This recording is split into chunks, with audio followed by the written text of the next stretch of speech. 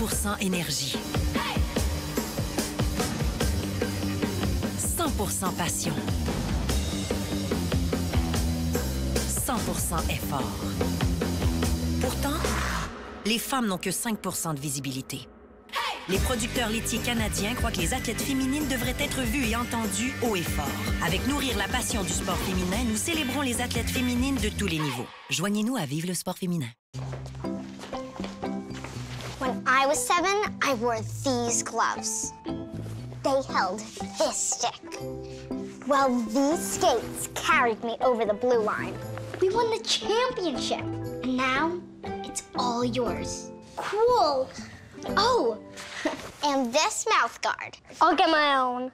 Thanks. The 5th season is when spirit for the game gets passed down. That's why we're proud to support over 5,000 teams.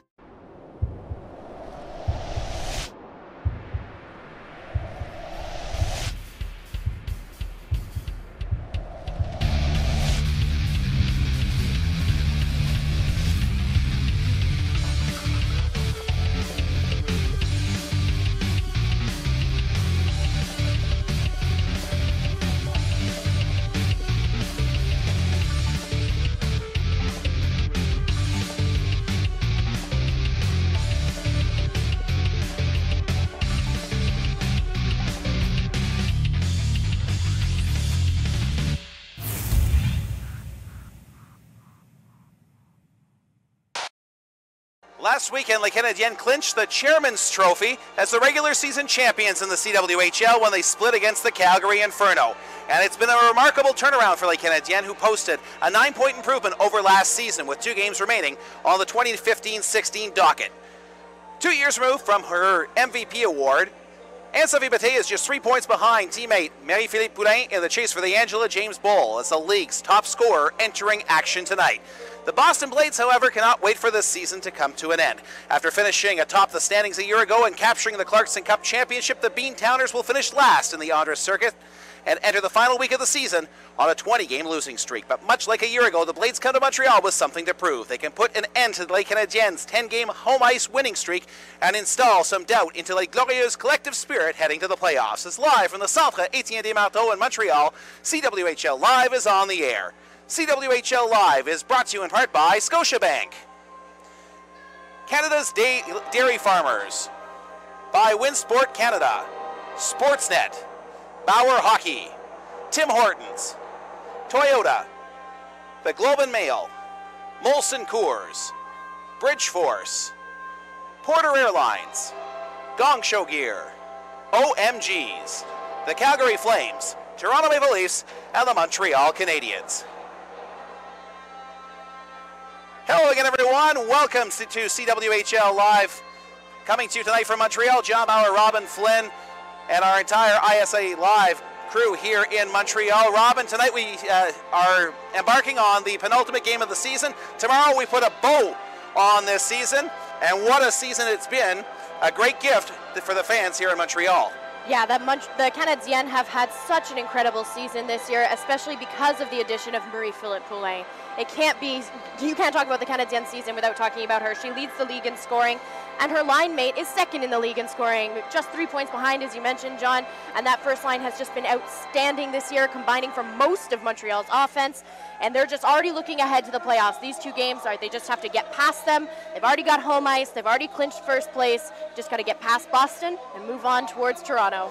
Les Canadiennes are 4-0 on the season against the Blades, and they have not given up a goal against thus far, outscoring them 20-0. It's a rebuilding year, obviously, for the Blades. Yeah, absolutely. Most of their roster switched over to the NWHL in the off-season. Only a few remained, captained by Tara Watchorn, who of course did remain, and goaltender Geneviève Lacasse, who for me is the story of the season for the Boston Blades, who have given up 1,100 shots on goal, which is the most in the league by about 400. Next in line is Toronto, but Geneviève Lacasse has stopped 952 pucks this year. If she gets the start today and tomorrow, she could very possibly close in on 1,000 saves this season. That's a lot of rubber that she's faced this year in the CWHL. There's another game in the league tonight that is huge in the standings, and that's Brampton hosting the Calgary Inferno in what is a showdown for home ice advantage in that semifinal round.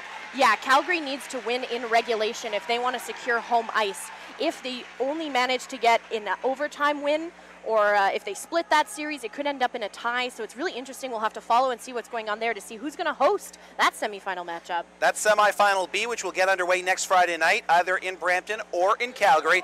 What we do know is that on Friday night here in Montreal, actually on the South Shore in Brassard, Les Canadiennes will be hosting the Toronto Furies in an evening game. We're not sure if it's 7 or 7:30 p.m. It's a game we will have here on CWHL Live this year. Montreal 4-0 against Toronto, something that will develop throughout the night tonight. Absolutely. Toronto is a very sneaky team, though. They'll be just sort of squeezing into the playoffs as that final spot. But you can't discount Natalie Spooner, who is third in the league in scoring behind Poulin and Bete. She's on fire for Toronto. And you don't want to count out their goaltending either. They're really strong on the back end. Well, it's a great final weekend of action here in the CWHL beginning tonight in Montreal as the Canadiennes host the Boston Blades. Let's take a look at the two teams who are now out on the ice, including the starting lineups in tonight's game. And if we take a look down at ice level, the Blades have been introduced, and coming out now, the starting lineup for Les Canadiennes will be coming out in just a moment's time. They're joined tonight by an amateur hockey team, as occurs every game here at the Centre Étienne Desmarteaux. And again, we'll take a look down at the ice level now with the taking a look at Boston's starting lineup. And now the Canadiennes will be introduced. So if we can take a look at the two teams out on the ice, we'll run down the starting netminders and starting lineup for the two teams. And of course, Charlene Labonte will get the call between the pipes tonight for Montreal. We'll develop her storyline in a few moments' time. This season, 15-2 on the campaign, 164 goals against average. And we have been informed that Amanda Caridi is getting the start tonight, but we just have to await official confirmation. We did miss the Boston intros, so we will get to the Boston starting goaltenders in just a few moments' time. Well, even if Geneviève Lacasse only gets a start tomorrow, she could still very well close in on 1,000 because Montreal is known for putting a lot of pucks on net, and Boston averages about 45 shots against per game. So if they manage to get a little bit more than that, she could hit 1,000. Oh, it looks like, yeah, Montreal's averaging 53 shots on goal per game. That's against outrageous. Boston, exactly. Yeah. And Boston only has 13.25 shots a game against the Canadiennes this season. So is it weird that I'm kind of rooting for Lacasse to hit 1,000 shots? I'm sure she doesn't really want that to happen, and I'm sure the Blades don't want that to happen, and Captain Tara Watchorn doesn't want that to happen. But I just think that would be a really cool milestone for who, in my mind, is the goaltender of the year in the CWHL. Most definitely. There are going to be some debates, and we will have one coming up in the second intermission as we will take a look at our picks on the Insider Roundtable as we take a look at our picks for the various major awards and who we project, as of today, will be in the Clarkson Cup Championship. Yeah, very exciting. Also exciting that we'll welcome in Jared Book of Habs Eyes on the Prize to help us out with our little roundtable panel as we try and figure out who's going to win what. So let's take a pause now for the playing of the national anthem. And in just a few moments' time, we'll have the opening face-off in tonight's game.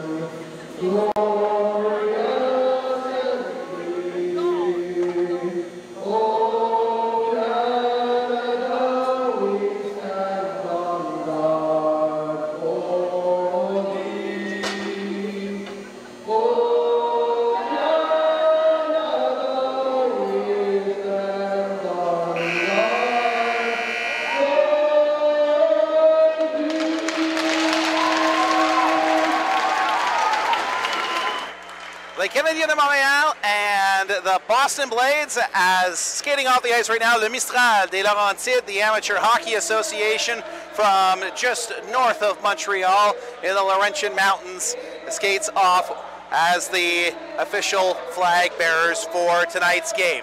So getting the call between the pipes for Boston this evening, it is Geneviève Lacasse who is going to get the start. So she's 1-20 on the season with a 4.39 goals against average, but take a look at the save percentage, Robin. Yeah, .913 save percentage, which, as we were talking about right before the anthems, she's faced a lot of rubber this season, and she has stopped a lot of rubber this season. To me, she has been the MVP for Boston. If they have to give out who their most valuable player is, I would be saying that it was definitely Geneviève Lacasse. Their one win of the season belongs to her, and any game that she managed to keep her team in, it was 100% because of her, and she's definitely been the lone bright spot, I would say, for the Boston Blades this year. And starting, as we mentioned, for Les Canadiennes, Charlene Labonte, 15-2 with a 164 goals against average and a .922 save percentage. As we head into the final weekend of the season, as we mentioned off the top of the broadcast today, we have a couple of special features today, but we'll keep an eye on the game that starts in about 60 minutes' time. Just outside of Toronto, as Brampton will be taking on Calgary. A Calgary win in regulation clinches second place, and we have the playoff set for you. However, if Brampton wins, then it all comes down to tomorrow's broadcast here on CWHL Live. So we are set to get underway as Paroff will take the draw for the Canadiennes against Christina Brown of Boston. Glad you're along with us on CWHL Live. Drew Burns up the left side for Keefe, who will rim the puck into the offensive zone. Labonte out of her crease, plays it over to the near side. Emmanuel Blais battling along the boards, chips it ahead for Paroff, who skates it out to center. She's around Keefe, going towards the goal. Paroff shooting, and a glove stop by Geneviève Lacasse. It was really big for Boston to win that face-off right off the top. I find myself sort of rooting for Boston to get their first regulation win of the season here, and they're coming out strong. This game means a lot to them. Doesn't mean as much to the Canadiens, who've already secured first place. They've already secured home ice advantage in the playoffs. Boston, they want to get one in the win column. Paroff, who has a goal and 3 assists, is out there taking the face-off now. Wins the draw back to Chartrand through traffic. Wrist shot goes off of Duncan in front. Right to Leslie Oles, but she couldn't get the shot away as Duncan comes up with it on the far side. Bothered there by Blais, and she'll reverse it over to the near wing. Just inside her own blue line, that was Kitchum living it. And a clearing attempt up the far side by Keefe. Connects and skating it out to center. Here is Christina Brown. Brown, left wing side, in, shoots. Kick saved by Labonte. Puck goes over to the far side for Carly Hill. She turns the puck over as she tried to reverse it back to Chartrand. And now Hill will take the puck back from the Boston attacker and start the rush up as Poulin goes cross ice, right wing side for Bette, just out of her reach. And Boston controls in their own zone. Here's Drew Burns. Bank pass off the end boards. The captain, Tara Watchorn. Her clearing attempt is chipped out to the line by Farrell, but it doesn't get out. Here's Deschênes with it on the right side. Behind the net she goes. She had Bette going towards the front of the goal. Lorianne Rougeau left point, right side now for Julie Chu. Her shot through traffic, kicked aside by Lacasse. Rougeau back down low for Kim Deschênes. Deschênes, the leading scorer for the Canadiens against Boston this season with 2 goals and 5 assists. Has it now. Goes cross ice for Rougeau. At the left wing half board, brings it back to the left point position. Backhand pass right side for Julie Chu. Chu to the right wing wall. She'll lift it in as Les Canadiens go for a line change as Watchorn plays it up the near side. Carolyn Ouellette was on the attack. Julie Chu has it in neutral ice, backpedaling inside her own blue line. Giordano with it. They're going on the attack, excuse me, as Les Canadiens break it out. Clément Aydra right side for Ouellette. Ouellette in, driving towards the goal, centering pass just over the stick of Noémie Marin. Bro drops down, left side to Marin, to Ouellette, tries to go top shelf over the shoulder of Lacasse on the short side, but could not find daylight. Bro at the left half boards now, pinching down from the point.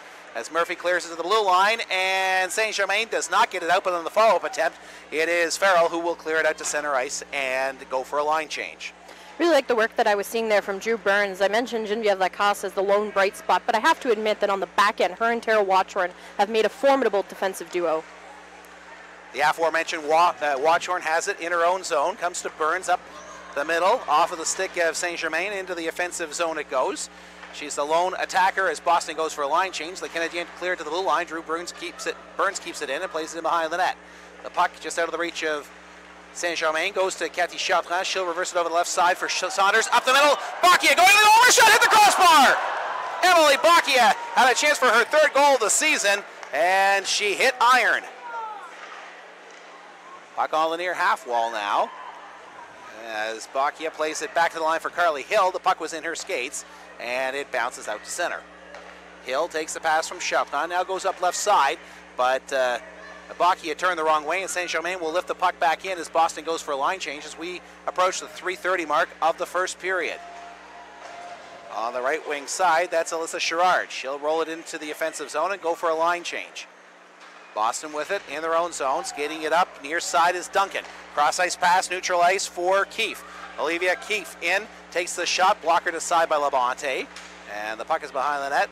Brown leaves it there for Keefe, but she has the puck stolen by Rougeau, who gives it to Julie Chu, and now a nice little drop pass there from Emmanuel Blais to Chu. Starts the rush up. Chu gives it back to Blais. In on the right side, takes the wrist shot. Lacasse tips it in behind the net. As the puck is cleared up the near boards and out to center ice.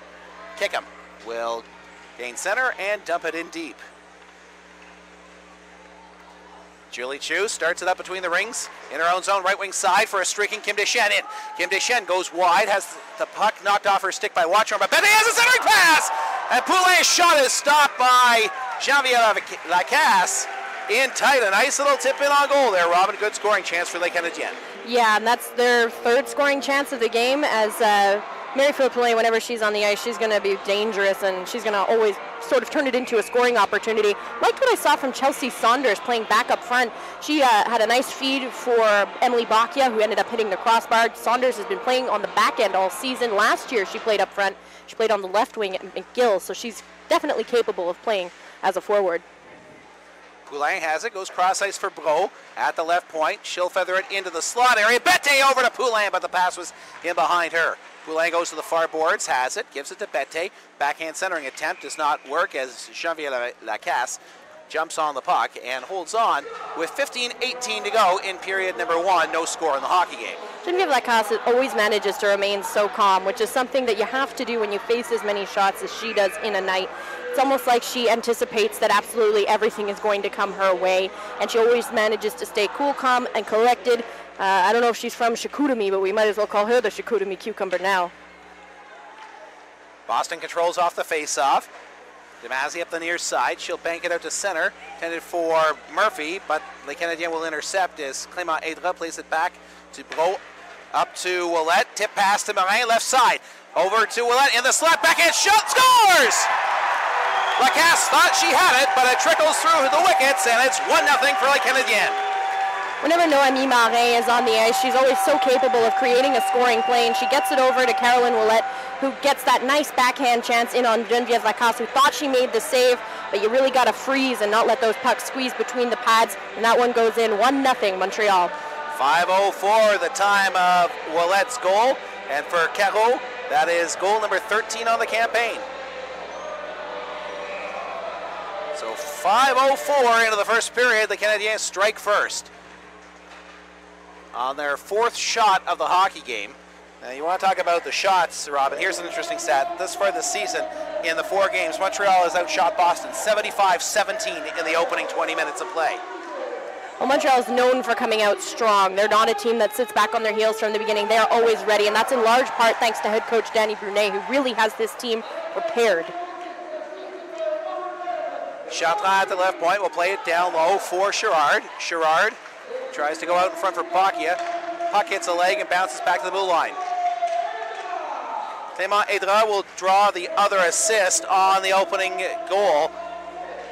So Ouellette from Marin and Clément Aydra at 5:04. Here's a shot from the point. Puck bounces in front of Lacasse, but she pokes it over to the near side where Grace Murphy clears it to the blue line, but it's kept in by Carly Hill.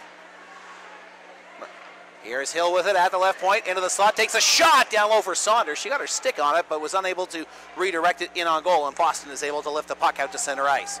Jordana Peroff at her own blue line to Emmanuel Blais. The puck skips up in the air as Saint-Germain was there on the forecheck, and now Julie Chu has it in her own zone up the middle for Leslie Oles. Oles just over the stick of Peroff, streaking on the right side. Watchorn has her pocket pick there, centering pass, and the puck gets a skate in front. Lacasse is down, and Boston will clear it behind Lynette. Keefe sends it hard off of the dasher and recovers the puck, and now we'll just lift it out to center, but Julie Chu knocks it down midway between the blue line and the red line, but Les Canadiens bring it back in on the offside as Peroff was trapped. It's going to be interesting next weekend for Jordana Peroff as she faces off against her former team, the Toronto Furies. She was traded to Montreal in the offseason. She won a Clarkson Cup with the Furies just 2 years ago, their first championship. She knows what it is to win the Clarkson Cup, and that's going to be huge for Les Canadiennes. You got to think she's going to want to beat her former team, and having that leadership presence, knowing what it takes to win a championship, it's going to be huge for Montreal. And I'm two-time CIS champion. May have won a third in Ottawa back in 2008. But I'm not sure about that. We'll have to double check that. But I know she won at least 2 national championships with the Martlets here at McGill. Here's Kim Deschênes ahead to Poulin, right side for Bette. Through neutral ice with a head full of steam. Poulin going towards the goal. And the pass comes over to the near side for Kim Deschênes. Here's Poulin curling out of the left corner to the face-off circle. Sets it towards the goal. Hits Bette in front and almost pinballs into the net. As she actually looked like she was playing goal there for Boston. Interesting, you don't often see Marie-Philippe Poulin with her back to the net acting as the screen. Usually she's ready with her stick in front, ready to tip it in. Here's Deschênes, centering pass, goes off a skate, and for Poulin, a shot that just goes over to the bar. She had a great scoring chance, rifled one just over the crossbar. Here's Aymar, give and go with Poulin to Ouellette, streaking into the slot, but the pass was too hard and it rolled off her stick. And the Canadiens have it out in neutral ice. Ouellette backhand pass into the offensive zone for Clément Ayra. She steals on a clearing attempt by the Blades as Granino tried to clear the zone. Here's Chartrand coming in from the right point, down low for Ouellette.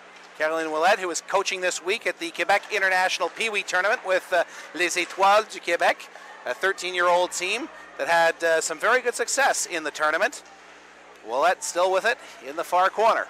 Ouellette has Carly Hill open, left point. Hill into the left wing face-off circle. Back in front! Nice tip by Ouellette and on goal, and the rebound lays loose there as Ouellette gathers it in and plays it back to the blue line for Chartrand.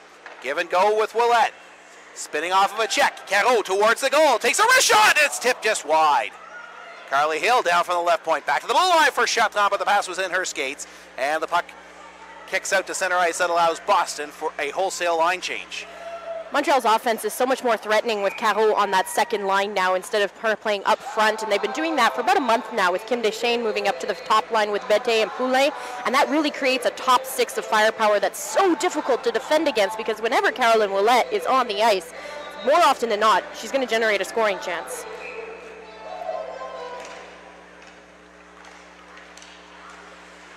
Saint-Germain with the puck, a wrist shot in on goal, and that's Clara Saint-Germain who sends it in on net as Sadie Saint-Germain is out there flanked to her left.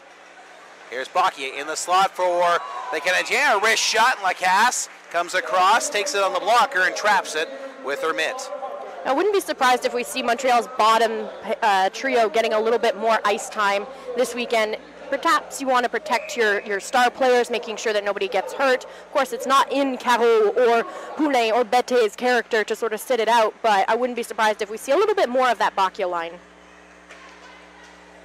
Here's Murphy sending it into the offensive zone. Boston still with just one shot on goal here through the midway point of period number 1. Gerard battling with Murphy in the corner. Up with it. That was Sadie Saint-Germain. Leaves it there for Murphy, centering pass, comes out in front. Burns now with it at the right point, to the half marks she goes. Julie Chu steals in the corner, battling with a pair of Blades, and she'll reverse it to Rougeau on the far side, who will skate it towards the blue line and bring it out to center ice. Lauriane Rougeau, head full of steam, with Chelsea Saunders. Now it's Rougeau on a solo player rush. Peroff joins the rush now, centering pass for Peroff, but the pass was just out of her reach. And Blais was too far back behind the play to be able to really make an attack at the puck. Here's Peroff on the left wing side, chips it off of the boards, into the corner. Duncan plays it to the far side for Keefe. Aymar pinches, and that allows Kickham to bring it out to center ice. Battling one-on-one with Bro. Bro steals the puck from her, and back the other way comes Peroff at center ice. Peroff, left wing side. She will risk the puck in deep. Lacasse out from her cage to leave it there for Duncan. As Blais is on the forecheck, Kickham at the blue line, turns it over. Poulin straight up the middle. Duncan comes up with the puck though, and will play it to Keefe on the far side. She'll get at the blue line and chip it out to center. Oh, that was just beyond Marie-Philippe Poulin's reach. Couldn't quite get her stick on it. Poulin has it again. She's got Deschênes streaking towards the goal. Drop pass to Bette. Bette, rush shot at the crossbar. The rebound in the slot is clear to the far side. But it is Poulin who comes up with it again. Poulin across for Bette. Left wing side. Sweeps it in front of the goal. Knocked aside by Lacasse. Clearing attempt hits a leg and bounces back behind the net as Burns plays it to Keefe on the far side. At the half boards now. She gets it to the line. Not out as Poulin keeps it in. Bette battling with it, and again it's Drew Burns. Deschênes went to the far wall, dropped her stick, and Kickham now brings it out to center ice for Boston on the right wing side. Kickham cross ice dump into the far corner as Bette waits for the puck, but coming in on the forecheck, that was Rachel Farrell. Farrell with a centering pass, intercepted there by Deschênes, and Deschênes will hit Bette, and she is away on the right wing side. Cuts right to left, drops for Chatron, centering pass in front for Carly Hill, who jumped up there, and that did not connect. Caro in neutral ice. Backhand pass up the middle for Hill. She tries to spot Marin. The pass was in behind her. Duncan has it, but Marin gives chase, as does Ouellette. Pass cleared out to center for Giannino. As the puck goes to the far side, Julie Chu will bring it in. Julie Chu into the right wing corner. Chu puts the brakes on. Spinning away from the check of Duncan. Chu back towards the blue line she goes. Leaves it there for Marin. Marin through traffic with a wrist shot that goes wide. Here's Rougeau. Behind the net it goes for Clément Aydra. She gives it to Chu, who drops down from the right point. Back to Clément Aydra. Wrist shot. Knocked down in front. She has it again. Now her chance. Wrist shot just over the crossbar. Here's Chu at the right point. Tries to keep it in. Battling there is Megan Shea will get to the line. It is kept in just momentarily as finally Farrell will get it out to center ice, but not far enough down ice so that Boston can affect a line change. The Canadiens have pinched or hemmed Boston in their own zone as Aymar has it going left to right, takes the wrist shot, stopped by Lacasse, big rebound, plays it back to the line, kept in by Oles. Oles loses the handle on it, but Boston can't clear. Here is Aymar to the right side. Aymar in the corner behind that for Peroff. Peroff overskated it. Puck comes over to the near side for Blais. Back below for Oles, centering pass, Peroff with a shot, and Lacasse kicks out the right pad to make the stop as she was going left to right, and the puck came out right to left. Oh, Boston has to be exhausted. And that's a good indication of just how exhausted those four players were, because Shea got off the ice as Farrell just plays it back to her goaltender and she freezes the puck. What an excellent team effort by Montreal, managing to keep that puck in the Boston Blues blue line. Leslie Oles, just as she was coming in, managing to skate up and keep that puck in. Seeing a really great couple of shifts from Ann-Sophie Bette, the way she accepted a pass from Poulin with her skate up to her stick to take a shot that rang in off the crossbar. I mean, I'm surprised that this isn't a 2-goal hockey game. Could be 3 actually with the 2 crossbars that have been hit so far in this game. 2 are the shots on goal in this opening period as Boston is struggling. It is a rebuilding team, folks, so don't read anything into this. The team is playing hard out there, but the Canadiens just have much more depth than the Boston squad does right now. As Murphy will spin towards the near boards, but it has her pocket picked by Deschênes. Centering pass, Poulin, and backhand shot over the crossbar and out of play. Well, Boston should improve next year. They've got an excellent general manager in Krista Petronic, who's managed to sort of help in the rebuilding process of this team. And I think that with the draft and bringing in some new girls, and also when you'll see the Boston Pride isn't able to keep on an entire roster next year, and a lot of the girls that they cut from their main squad will end up playing with the Boston Blades. And Petronic is now a full-time GM. Actually, I should not say that. In 5 days' time, she becomes the full-time GM of this Boston Blades team. So she'll be focusing on the draft and being out there scouting the various CIS, NCAA programs, looking to fill the coffers of a very rich program historically in the Boston Blades. Now they're the Clarkson Cup champions, the defending ones from last year. Marin in the slot, wrist shot goes wide. But when you have Lacasse, Watchhorn, Drew Burns out there, you've got a good foundation to work with. And don't forget, Brampton went from worst and could finish as high as second place this season in the CWHL as Keefe is in on the left wing side. Has the puck swept off her stick to the far corner. She gives chase as she battles with Carly Hill on the far side. Chatran also there. Katia Clément-Aydra comes in, gives a peek, sniffs around for the puck. It's locked up against the boards, and it is Clément-Aydra who pulls the puck free from the pile with 5:20 to go in period number 1. 1-0 Les Canadiens on a goal by Caroline Ouellette at 5:04. Ouellette has it, looking for her second of the game, into the far corner, taken to the boards by Watchhorn. Caro plays it back to Julie Chu. Right point. Chu slides it over to Rougeau. Rougeau slap shot through traffic, and at the last moment, the parting of the Red Sea allowed Lacasse to see the puck coming in from the left point. Really like the work that I've been seeing from Katia Clément-Aydra this year. This has been her rookie season with the Canadiens. 22 games played, 7 goals, 10 assists for a total of 17 points. She's also an extremely disciplined hockey player. She's only taken 1 penalty all season long, and whenever she's on the ice, you can be damn sure that she's going to have a scoring chance and she's going to be able to streak into the offensive zone. Saunders with it at the left half boards, plays it to Alyssa Sherrard down low. She brings it out towards the hash marks again, gives to Emily Bacchia, who has it, centering, pass, scores! Boston bank shot off of Lacasse, and it's 2-0 for the Canadiennes. It looks like today you want to go low on Geneviève Lacasse. She is unable to keep her pads together. Bit of a fluky goal there as that one squeezes by her. Don't think you're going to see too many high shots because she's got an impeccable glove save. But as long as you're going low today, it looks like it's going to get past her. Bacchia has 2 goals already this season, so make that 3 against Boston. And with 4 minutes and 36 seconds to play in this first period, it is 2-0 for Les Canadiennes in the penultimate game of the season. And if that is credited to Bacchia, that will be goal number 3, all of them coming against Boston. And it is Bacchia who does get the official confirmation of the goal. Boston's 3rd shot on goal rolls in on Labonte as Oles overskates the puck, so does Chu. Rougeau on the far side for Blais.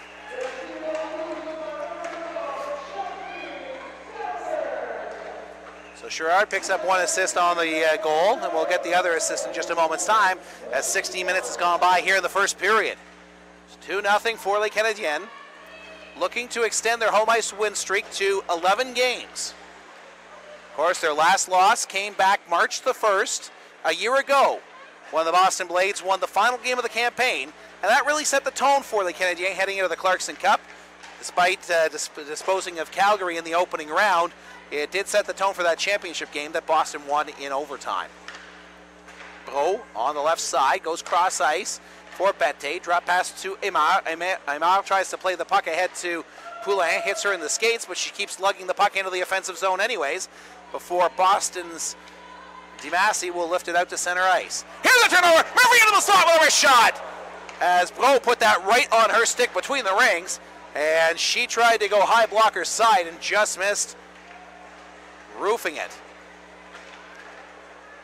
Here's Kim Deschênes on the counterattack. Deschênes into the slot. Deschênes shoots. Rebound is knocked up behind the goal. It hits the glasses. That was Poulin on the follow-up attempt. Here's Chatran. Gives it to Poulin. Poulin centering pass. Bette tips it towards the goal. Kim Deschênes behind the net. Centering pass goes off the stick of Lacasse, but Bette still has it. Duncan was locked up there. Here's Poulin with it. Centering pass for Deschênes. The puck skips over her stick right to Grace Murphy, and she will lift the puck down the ice so that Boston can get a line change with 2:30 to go in the first period. Bette brings it in, tries to cut inside on Watchhorn, and Watchhorn is going to get a penalty here as she knocked down, and so with a body check. There's a big size differential between Tara Watchhorn and Ann-Sophie Bette. Ann-Sophie is coming in at about 5'4". Tara Watchhorn's got to be at least 5'8", 5'9". So just bumping into each other, you're going to, with that size advantage, you're going to get knocked down. And Bette is so good at drawing penalties and just skating away. She manages to just keep calm, and she manages to give her team a power play. Montreal on the power play this year, 19 for 91, or 20.1%, or 21%. Boston on the penalty kill, 58-68 for 85.3. They have no shorthanded goals. The only team in the CWHL not to have bulged the twine while shorthanded this season. And head-to-head, Montreal 2 for 11, 18% power play efficiency against the Blades. Here's Laurent Rougeau on the blue line with Julie Chu. Up front, it's Poulin, Ouellette, and Bette. Chu has it, left point. Gives it to Rougeau, right side for Poulin at the hash marks. Down low, Bette tries the backhand centering attempt. It's knocked away by Damasi as it comes back to the blue line. Here's Rougeau, right side for Poulin. Into the slot, Ouellette. Back to Poulin, slap shot stopped in front. It may have hit Bette as it was on its way towards the goal. Ouellette passes to Poulin, down low, Bette, back top of the arc. Rougeau, wrist shot through traffic, rebound off the end boards as Ouellette tried to slide it past Lacasse, and the puck comes over to the near side. $1:45 to go in the first period, still 2-0 for Les Canadiennes. Here's Julie Chu, left point, takes it down into the corner behind the net for Bette. Over to Poulin, right wing side, scores! What a shot! Marie-Philippe Poulin for the right wing face-off circle, goes roof daddy and makes it 3-0.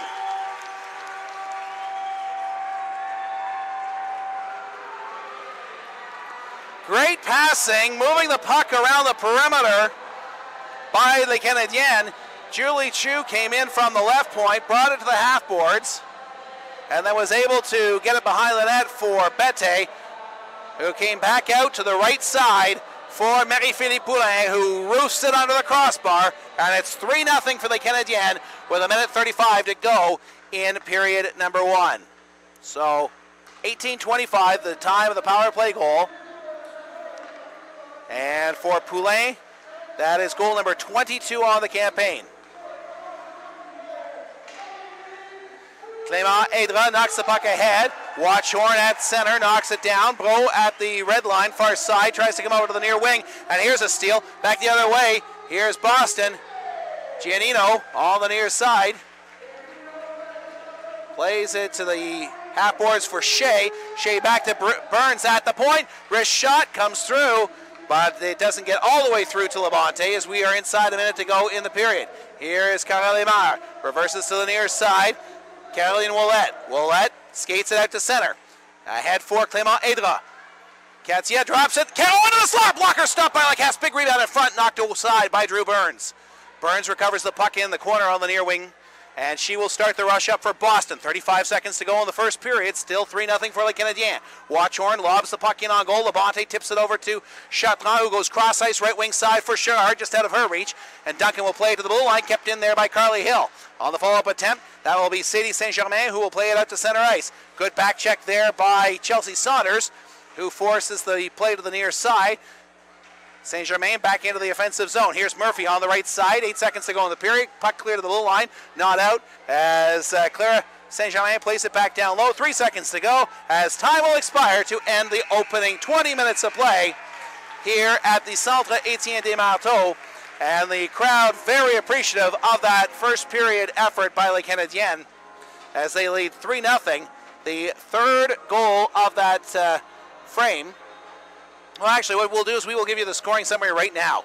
Caroline Ouellette scores to open up the game at 4:55 from Noémie Marin and Katia Clément Aydra.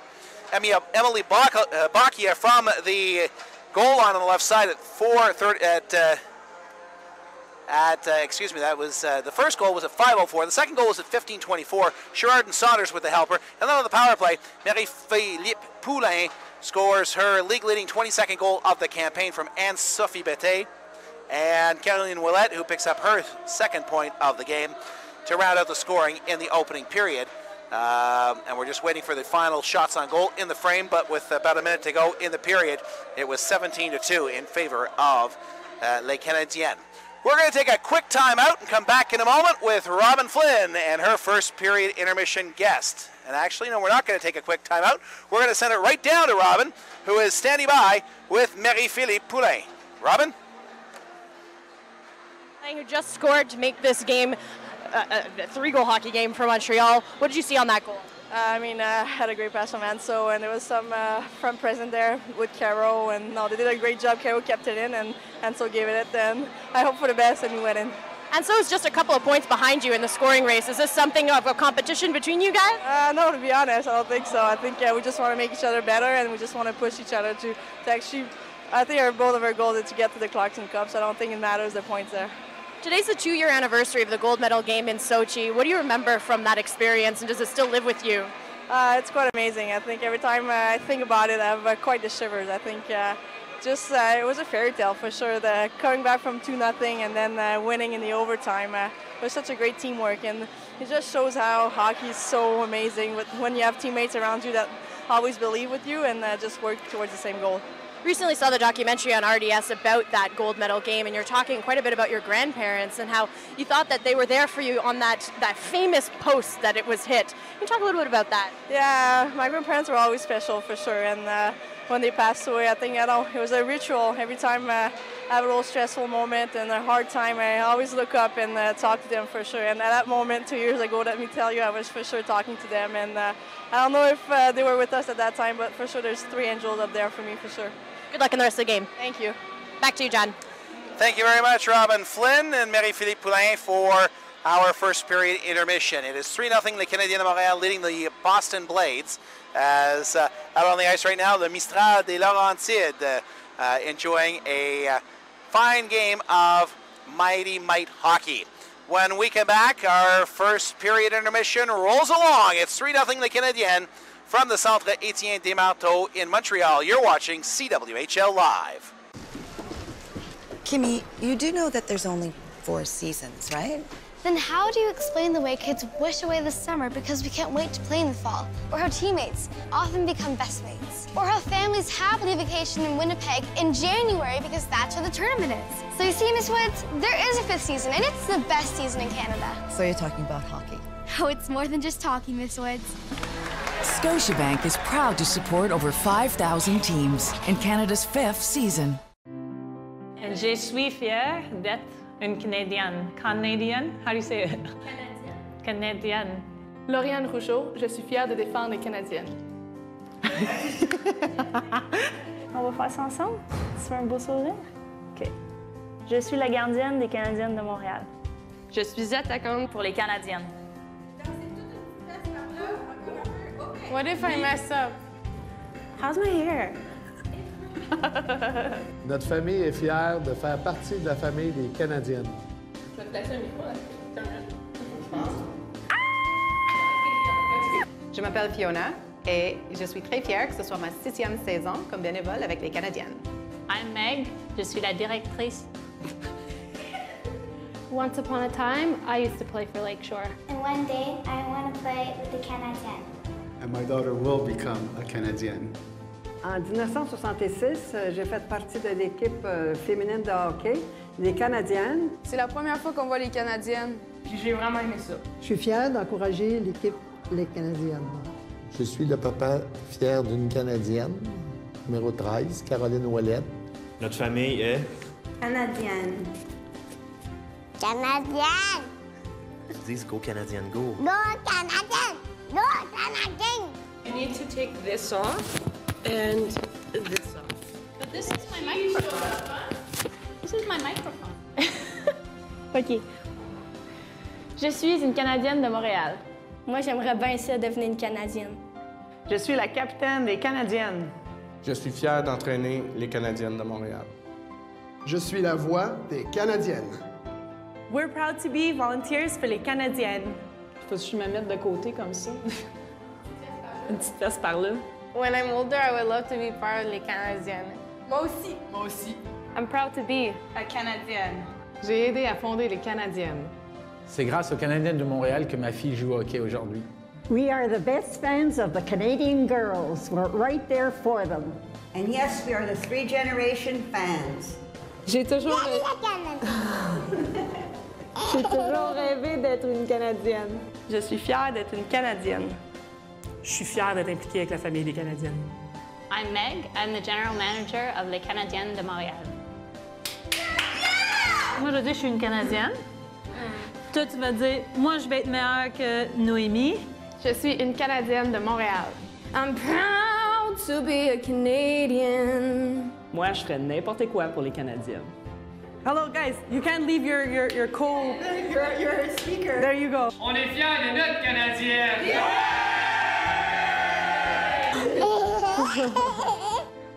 On adore les Canadiennes.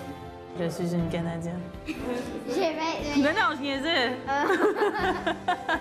Je suis fière d'être une Canadienne. Vous êtes prête? Vous êtes prête? Ouais. OK. Go Canadienne, go! «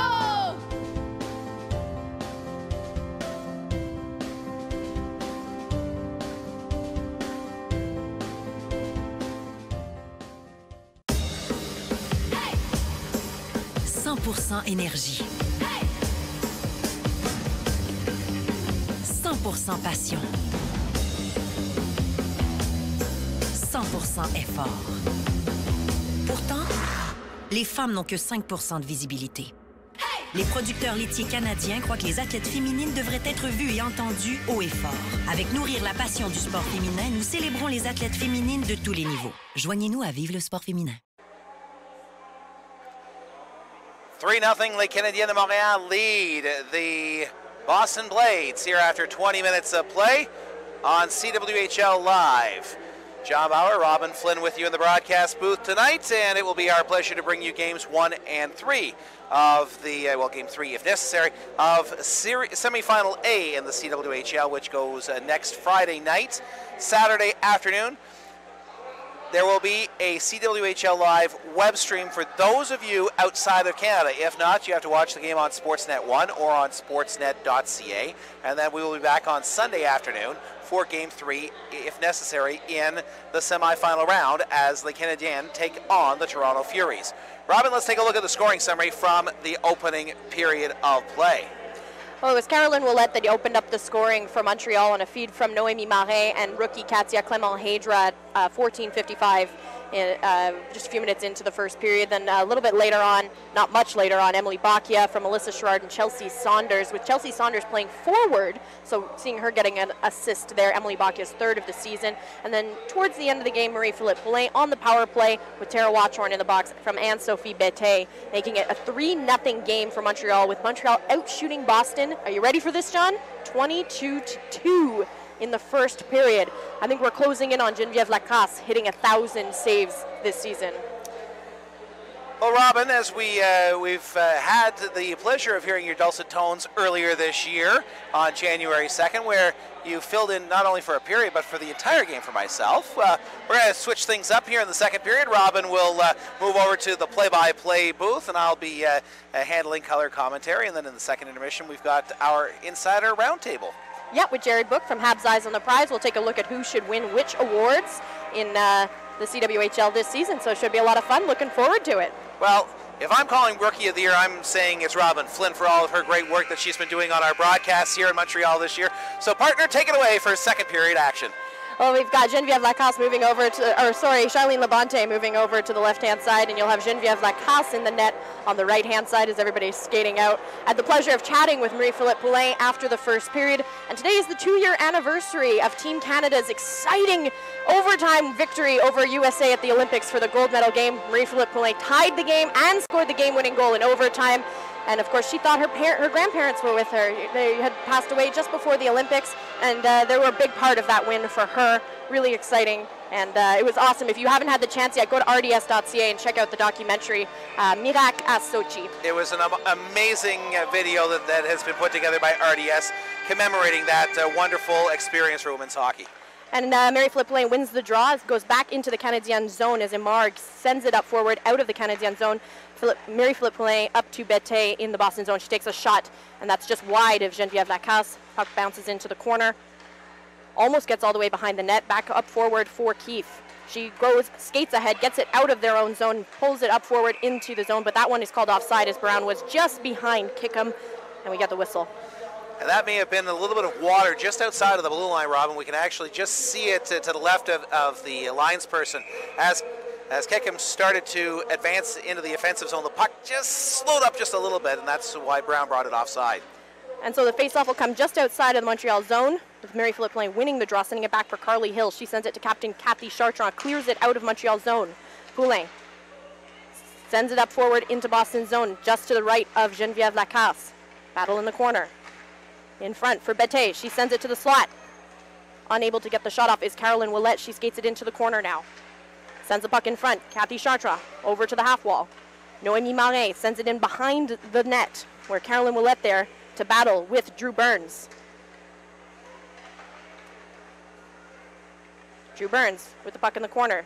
Sends it up ahead. Keefe is there to clear the zone. Into center. Puck sent back into the Boston zone. It's a battle now with Carly Hill skating it up. She skates almost to the back of the net. Sends it forward to Ouellette, who takes the shot. Ouellette behind Geneviève Lacasse. Sends it forward for Captain Kathy Chartrand. She skates around behind Geneviève Lacasse. Isn't able to keep control of the puck, but Caroline Ouellette is there to bail her out. Ouellette has the puck now. Sends it into the slot. Julie Chu takes the shot. That one's just wide of Geneviève Lacasse. Watchorn now. Battling along the corner. There's Noémie Marin. She has control of the puck. Sends it up to the blue line where Rougeau sends it back forward. And that one bobbles into Geneviève Lacasse's waiting glove. Leslie Olds in the slot spun around with the backhand shot, but she had a big battle behind the net with Brown. That allowed Julie Chu to keep control of the puck on the right wing side as opposed to allowing the defender to get out towards the point. So we'll have to keep an eye on that to see if that develops into a storyline as the second period goes along. And Jordana Peroff is out there to take the draw, but she loses it to Farrell. Puck goes around behind Geneviève Lacasse and into the corner. Boston coming out now, clearing the zone into center ice. Aren't able to get it into Montreal territory. Jordana Peroff sends it back into the Boston zone. Geneviève Lacasse tips it to the side. We're awaiting Nicole Flores, sends it back behind Lacasse.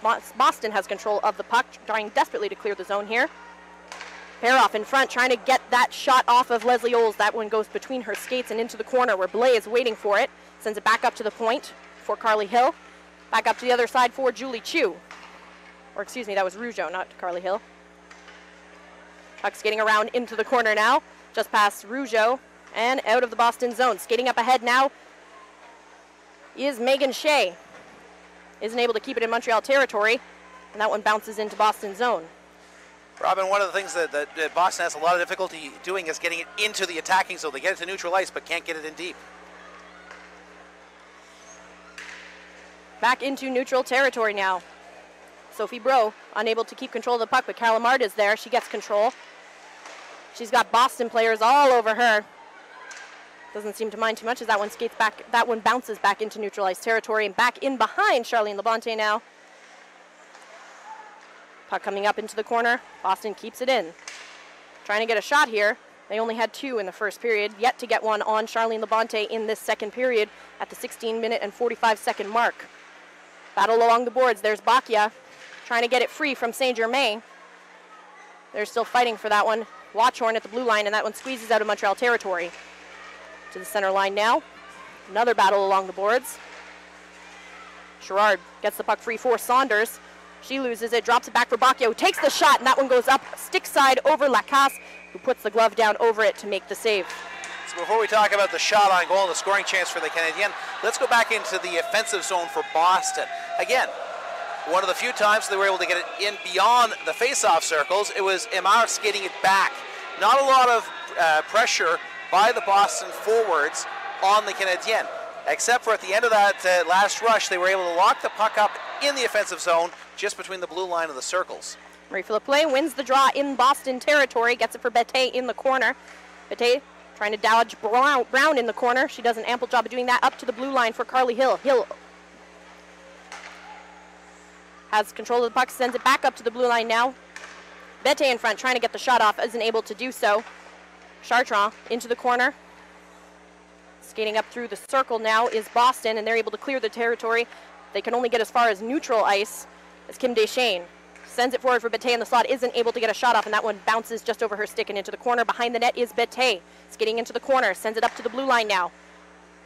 Carly Hill isn't able to get control, and that one squeezes out as Keefe brings it into Montreal territory. That one goes behind Labonte, who plays the puck for a waiting captain, Kathy Chartrand. Bete has control of the puck, loses a Boston player, as now Kim Deschênes will skate it into Boston territory. She sends it up for Carly Hill. That one intercepted by Captain Tara Watchhorn as Boston clears the zone and sends it down into Montreal territory. Chu in the corner. Sends it over for Deschênes. Tripped up is Marie-Philippe Poulin. Boston trying to get control of that puck and to get a shot on goal. Montreal seemingly unable to clear their own zone. Over for Bette. She gets it out and through neutralized territory, dumps it into Boston zone, and we'll have a line change from Les Canadiennes as Boston will reset and skate it out of their own zone. Where Noémie Marin almost got control of the puck from Drew Burns. Katia Clement-Hedra has it now, skating in over the blue line. Sends it over to Caroline Ouellette, up to the point for Julie Chu. Julie Chu takes the shot, and there's Caroline Ouellette with her second of the game on a feed from Julie Chu with the rebound. It's 4-0 Montreal. Good attacking pressure by the Canadiennes on the left side, forces the turnover on the clearing attempt. Julie Chu keeps it in, takes the shot towards the goal, and the rebound goes right to Ouellette, who roofs it. No chance for Geneviève Lacasse to make the stop, and it's 4-0 for the Glorieuses here with 14:37 to go in the period. And Robin, as you mentioned, that's Caro's second of the game, her 14th of the campaign. Boston wins the face-off at center ice. And that one is sent back for Julie Chu into Canadiens territory. Rougeau sends it back for Julie Chu behind Charlene Labonte. She'll skate it up and out of the Montreal zone.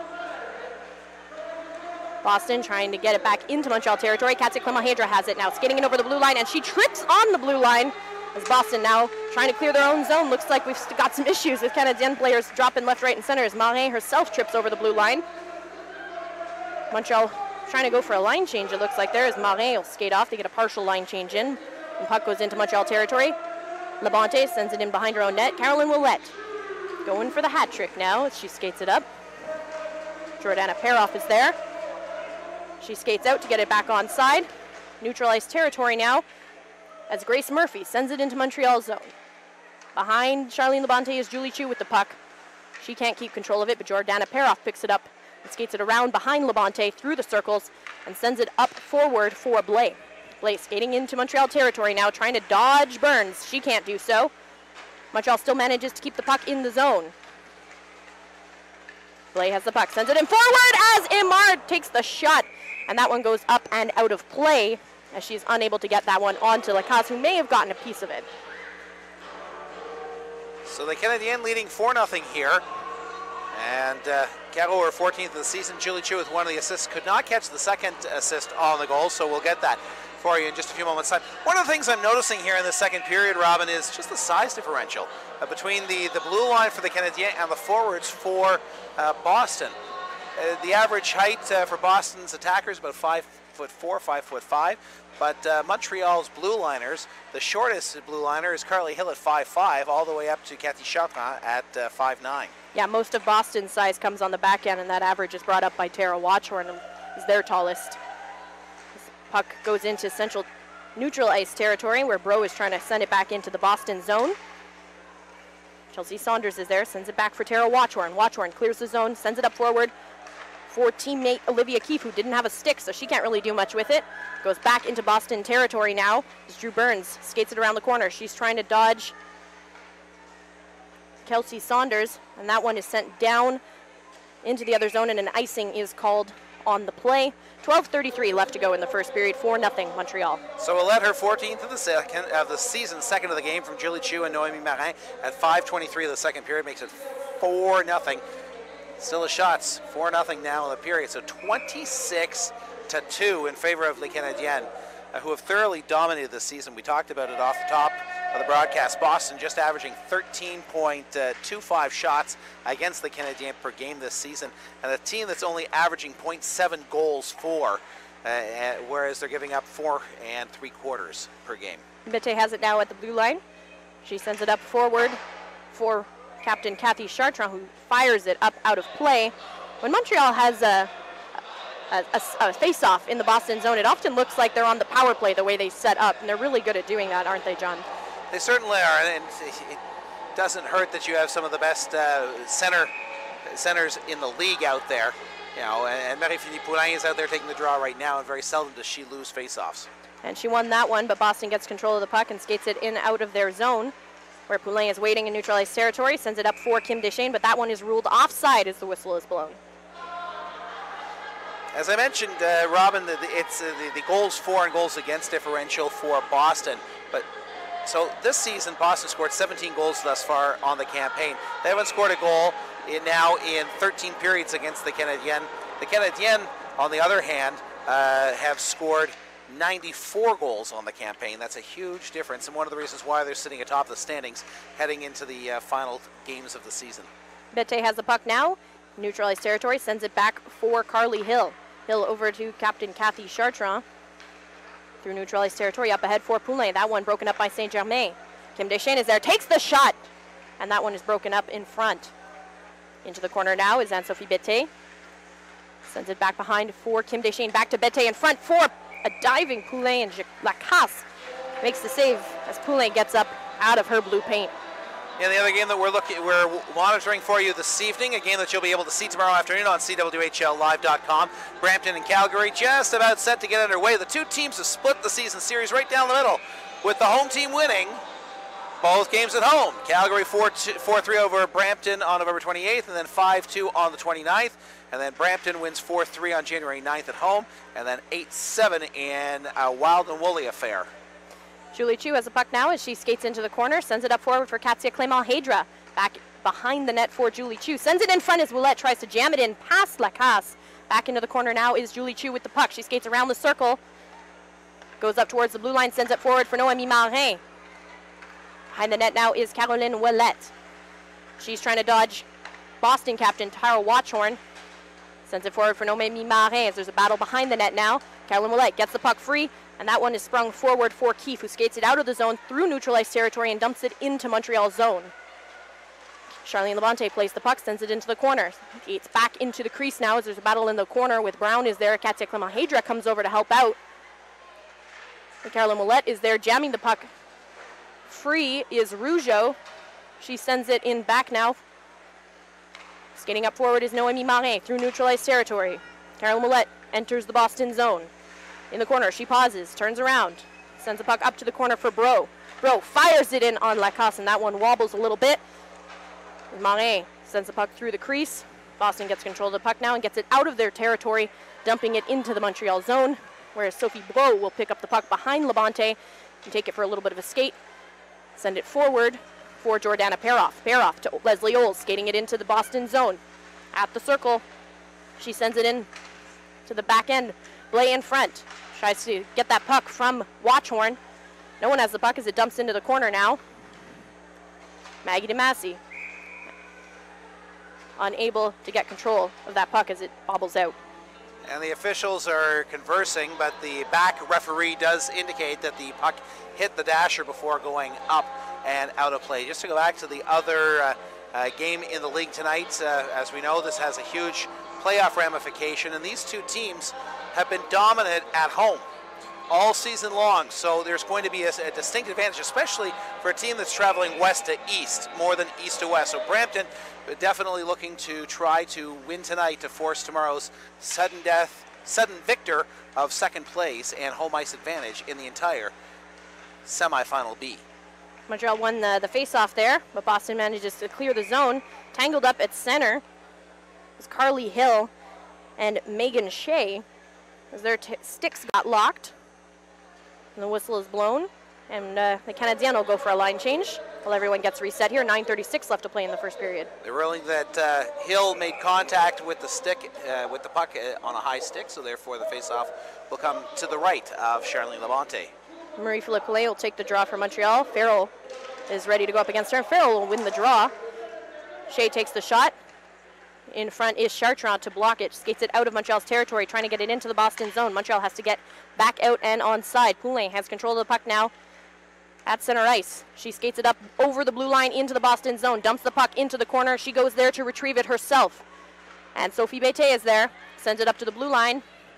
And the puck is cleared by Boston as they skate it into the Montreal zone. Unable to do so, Bete gets control of the puck and slips it out past the blue line. Carly Hill has it now, skates it into Boston territory, dumps it back for Poulin, who takes the shot, and that one goes wide of Geneviève Lacasse and the net. Bete in the corner now, sends the puck in front. No one's there to retrieve it.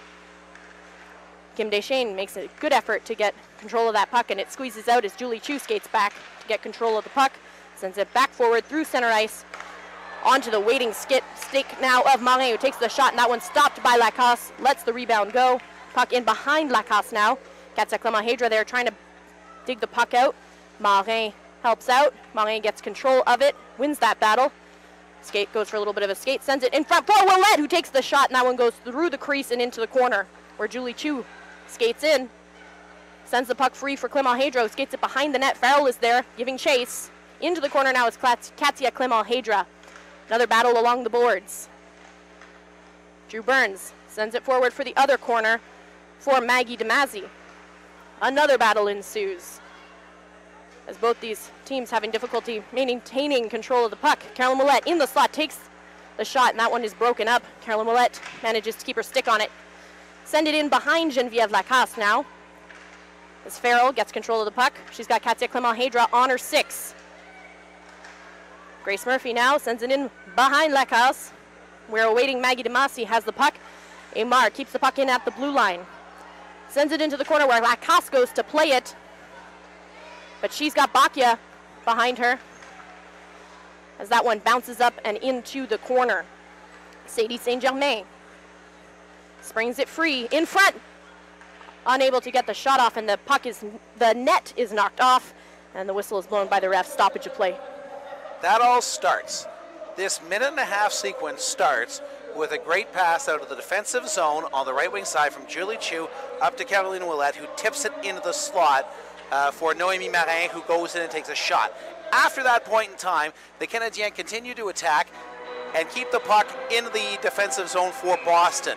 Boston on the long change, unable to make any substitutions, and that allows Montreal to pin the Blades in deep in their own zone for a long period of time.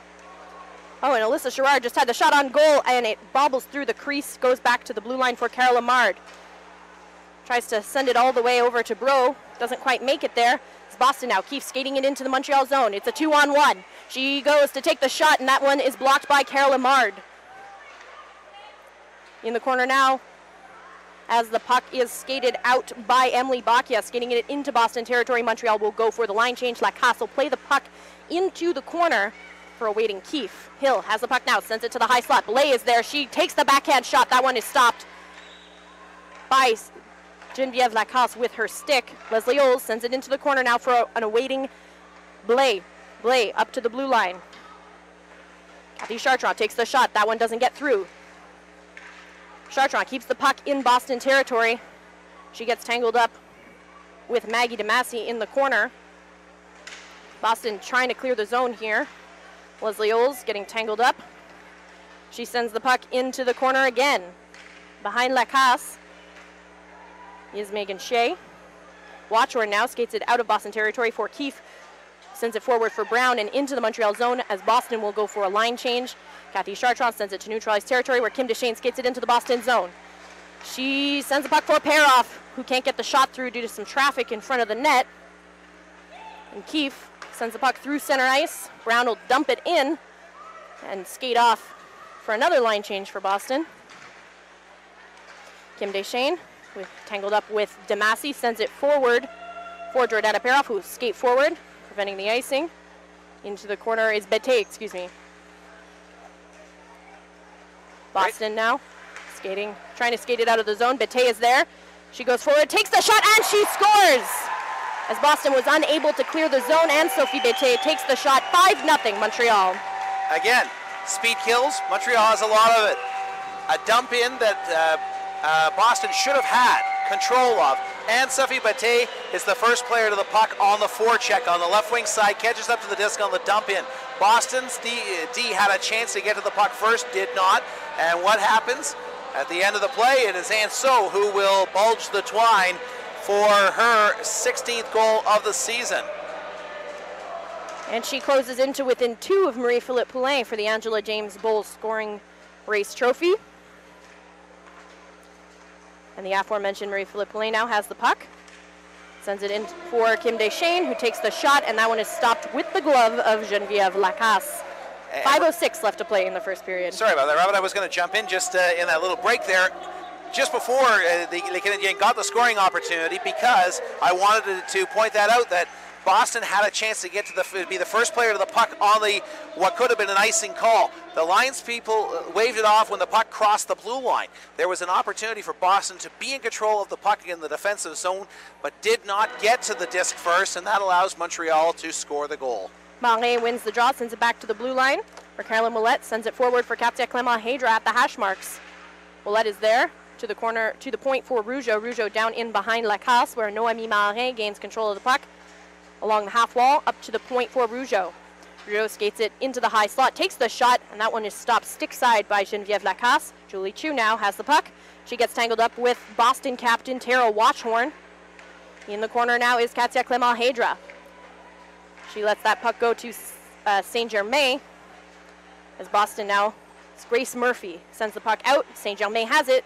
She's skating in, takes the shot, and that one goes wide of Charlene Labonte. In the corner now, takes another shot, does Grace Murphy on Charlene Labonte, as Boston applying some pressure here in the second period. 4:13 left to play. 5-0 Montreal.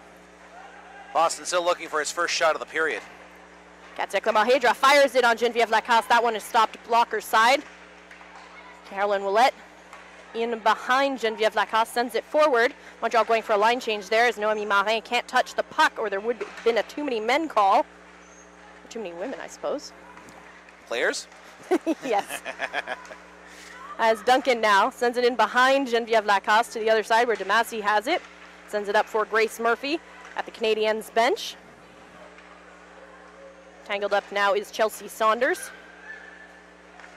Sending it in front for Aymard, who takes the shot, and that one stopped with the left pad of Geneviève Lacasse in the corner now, and that one bounces out and all the way down into Montreal territory, where Sophie Bro picks it up, skates it around behind Charlene Labonte as Montreal regroups.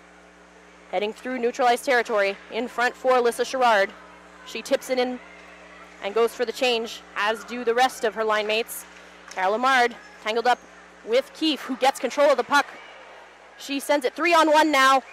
Finally getting their first shot of the period is Erin Kickham.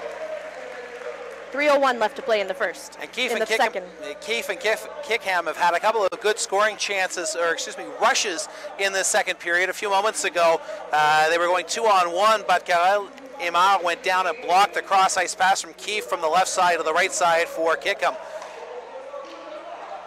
Boston winning the draw in Montreal territory. Taking the shot now is Brown, and that one is stopped by Charlene Labonte as she hugs the right post. So we've been on the 1,000-shot watch, including the. So if we take a look at the goals and shots that Geneviève Lacasse has faced now, coming into the game is 1,043, and we have to add another 33 on top of that. And she had 952 saves coming into the contest, so she is closing in, Robin, on that 1,000 save plateau. Boston now getting the puck into Montreal's territory. Taking the shot is Brown. That one goes up over Charlene Labonte. Carly Hill has control, sends it in behind for Captain Kathy Chartrand. She sends it up, and that one squeezes out at the blue line. Tara Watchhorn sends it back for Drew Burns. Burns sends the puck into neutralized territory, where Keefe is there to pick it up. She sends it forward for Christina Brown. Brown back into her own zone now is Burns. Montreal unable to remain on side, as Blais will have to skate it out and go for a line change. As Boston gains control of the puck, Watchhorn sends it forward for Brown, and that one bounces in behind Labonte, who plays the puck and sends it into the corner. Ann-Sophie Bété now skating through center ice quickly with speed into Boston territory. Tries to deke out a couple of defenders, isn't able to quite do so. Skates up back to the blue line. Dodging Boston players as she goes, takes the shot, and that one is stopped by Geneviève Lacasse. 1:52 left to play in the second period. And a reminder that in our second intermission, we'll be joined by Habs Eyes on the Prizes Jared Book as we discuss who the award winners should be at the end of the CWHL regular season. And somebody who will get MVP consideration was Ann-Sophie Bété, who went right to left and then left to right, controlling the puck in the offensive zone for 15 seconds on the last rush. Rougeau fires it from the blue line, and that one is stopped by Geneviève Lacasse, who isn't giving up too many rebounds this period. So if we add those last two shots on goal, that now brings us to 987 saves on the season for Geneviève Lacasse. 13 more for her to hit 1,000 I think she's going to do it, John. As Marie-Philippe Poulin wins the draw, Ann-Sophie Bété skating in the corner, sends it in front for Marie-Philippe Poulin, takes a shot, that one broken up in front. Coming up now is Nicole Giannino. She gets stopped at the blue line by Poulin. Deschênes tries to get it through to Poulin, unable to do so. Boston now has control of the puck. Oh, they tried to, as Poulin manages to just barely, no, that one wasn't onside. Montreal will skate out. As Sarah Duncan has control of the puck in the corner, sends it up forward where Carol Lamar picks it up at the blue line, sends it forward. That one tipped by Farrell in the corner is Marie-Philippe Poulin. Sends it in front for Bété. She can't get a shot off. Bété back in the corner now. Sends it up for Julie Chu at the blue line. That one for Carol Lamar just kept onside. Mard tries to take the shot, fakes it, falls down. We're awaiting Nicole Giannino is there. Last minute of play in the second period. Skating in behind now. Into the corner is the puck. Rowe at the blue line sends it back down for Noémie Marin. Sarah Duncan tips it behind Geneviève Lacasse and into the corner. Boston clears the zone in center ice territory. Bro knocks the stick out of Megan Shea's hand.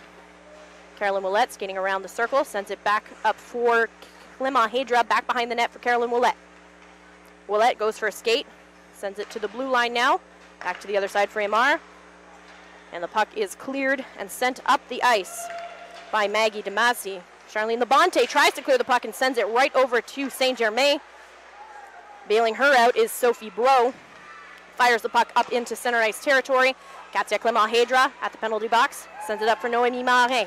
Marin trying to get the shot off. She's got two Boston players on her 6. Tara, watch her in there as time will expire.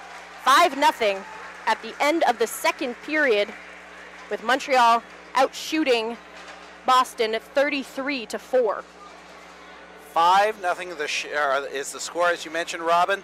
A pair of goals coming in that second period for the Canadiennes. Caroline Ouellette from Noémie Marin and Julie Chu. That came at 5:23, and then at 14:43. And so her 16th of the season unassisted. And that's where we stand through 40 minutes of play here at the Centre Étienne Desmarteaux tonight.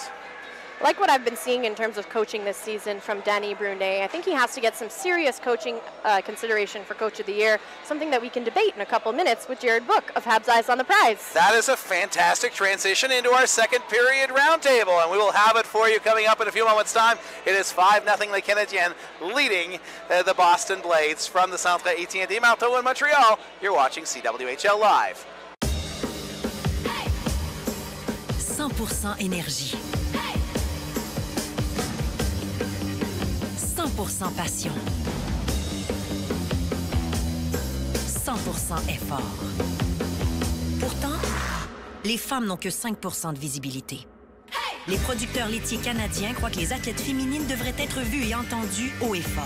Avec Nourrir la passion du sport féminin, nous célébrons les athlètes féminines de tous les niveaux. Joignez-nous à Vive le sport féminin. Hey everybody, welcome back to the program. Now the local Montreal Stars of the Canadian Women's Hockey League are now part of a whole new galaxy. The team has joined forces with the Montreal Canadiens to leverage their brand and encourage the development of women's hockey here in Quebec. Take a look. A new agreement between the Montreal Canadiens and the Canadian Women's Hockey League is letting the Stars shine. We're very proud of this partnership. You are an example to many of the young girls who are starting to play hockey. Our intent is to put the Montreal Canadiens marketing machine behind you to make hockey more important in Quebec, especially girls hockey and women's hockey, and to help grow the sport. On a tous et toutes rêvé de jouer pour le Canadien de Montréal un jour et de gagner une Coupe Stanley. Malheureusement, c'est pas arrivé encore. Par contre, on est libre. On n'a pas de contrat encore. This agreement is meant to raise the profile of the Stars by associating with one of the most storied franchises in the world. The Stars are the third team in the league to join with their NHL counterparts, following in the footsteps of Calgary and Toronto. It's just a matter of growing the game and growing the number of players here in Quebec, 7,000 compared to about 30 in Ontario. So there's still a lot of work to do here. And that's why an association with the Habs here, I really believe in our sport and they want to be part of it. Just the visibility. A lot of people talk about women's hockey once every 4 years. The Olympics are so big, but I wonder, do they ask where those girls are playing the rest of the years? Just having more, as I said, visibility, and just that people know about us and who we are. That we walk on the street and we say, do you know who the Montreal Stars is? The Canadiens will be offering their expertise in marketing, advertising, and helping to promote the team. The most noticeable changes will be the team's name and jersey design. There's one goal that is yet to be achieved: turning the Stars into a moneymaker for the players. I think with a league that's still growing, we don't have any full-time members that are actually paid of each team. So everyone's a volunteer, and we have an amazing staff, but it's really difficult to really get out into the communities as much as we want to. The agreement seems especially appropriate when looking at the similarities between the two teams. The Stars are the most successful CWHL team, taking home 3 of the 8 Clarkson Cup titles, while the Canadiens are obviously famously known for their record of 24 Stanley Cups. While there are a wealth of Olympians on both teams, Montreal is making its case for being the best goaltending city in the world, currently boasting 2 Olympic gold medalists. Yeah, it's cool. Obviously it gives some of the best female players in Canada and the world a home to play. It's really good to see them get an opportunity, and it speaks volumes of the organization here to step up and help them out. I watch Olympics. I was pretty into it. Obviously excited when Canada won, but that's pretty much as I follow. I've got a few. I played with some girls growing up, and I check in on how they're doing. They're over at colleges and stuff like that. So you want to see them do well and hopefully eventually represent their country.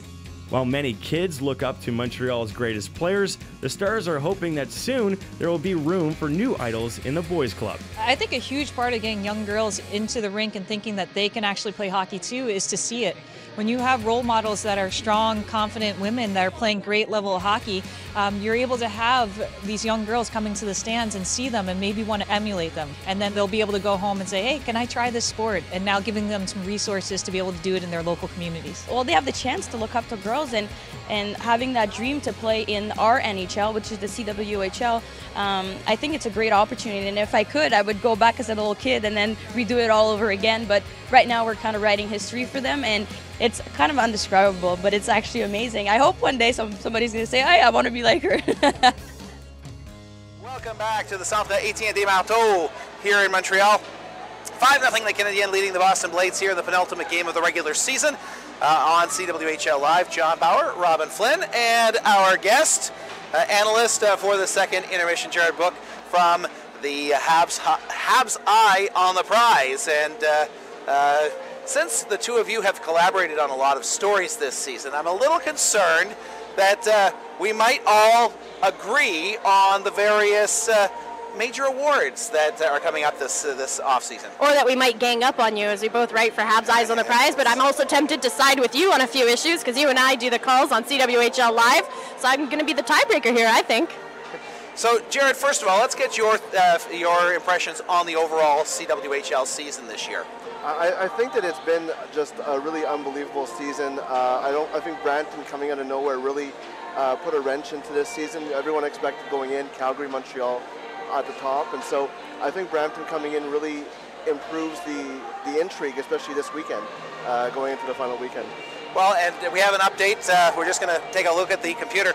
It is, I believe, still 1-0 Brampton early in the hockey game. That's a game that tomorrow afternoon you'll be able to see her on CWHLlive.com. Do you have an update on who got the goal for Brampton? Rebecca Vint got the goal. So Rebecca Vint. So that's a good segue because she has had an outstanding season as a first-year player. So let's get into our picks for the various postseason awards in the CWHL, and we will start with the Rookie of the Year. I wrote down this afternoon my picks for the various awards. Jared, I'm going to let you start with this one, though. Well, Rebecca Vint really came out of nowhere.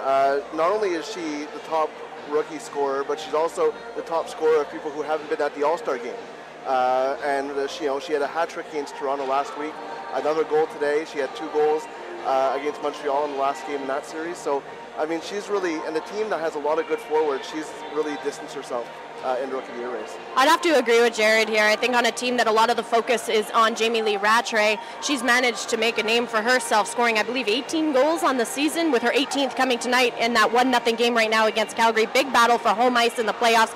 She's my pick for Rookie of the Year. Well, We're going to make it unanimous. Although I did actually put down Sarah Edney, the first pick overall in the draft last year, as a solid dark horse for that award. But Rebecca Vint was my choice as well, especially after the performance she put on against the Canadiennes a couple of weeks ago in Brassard.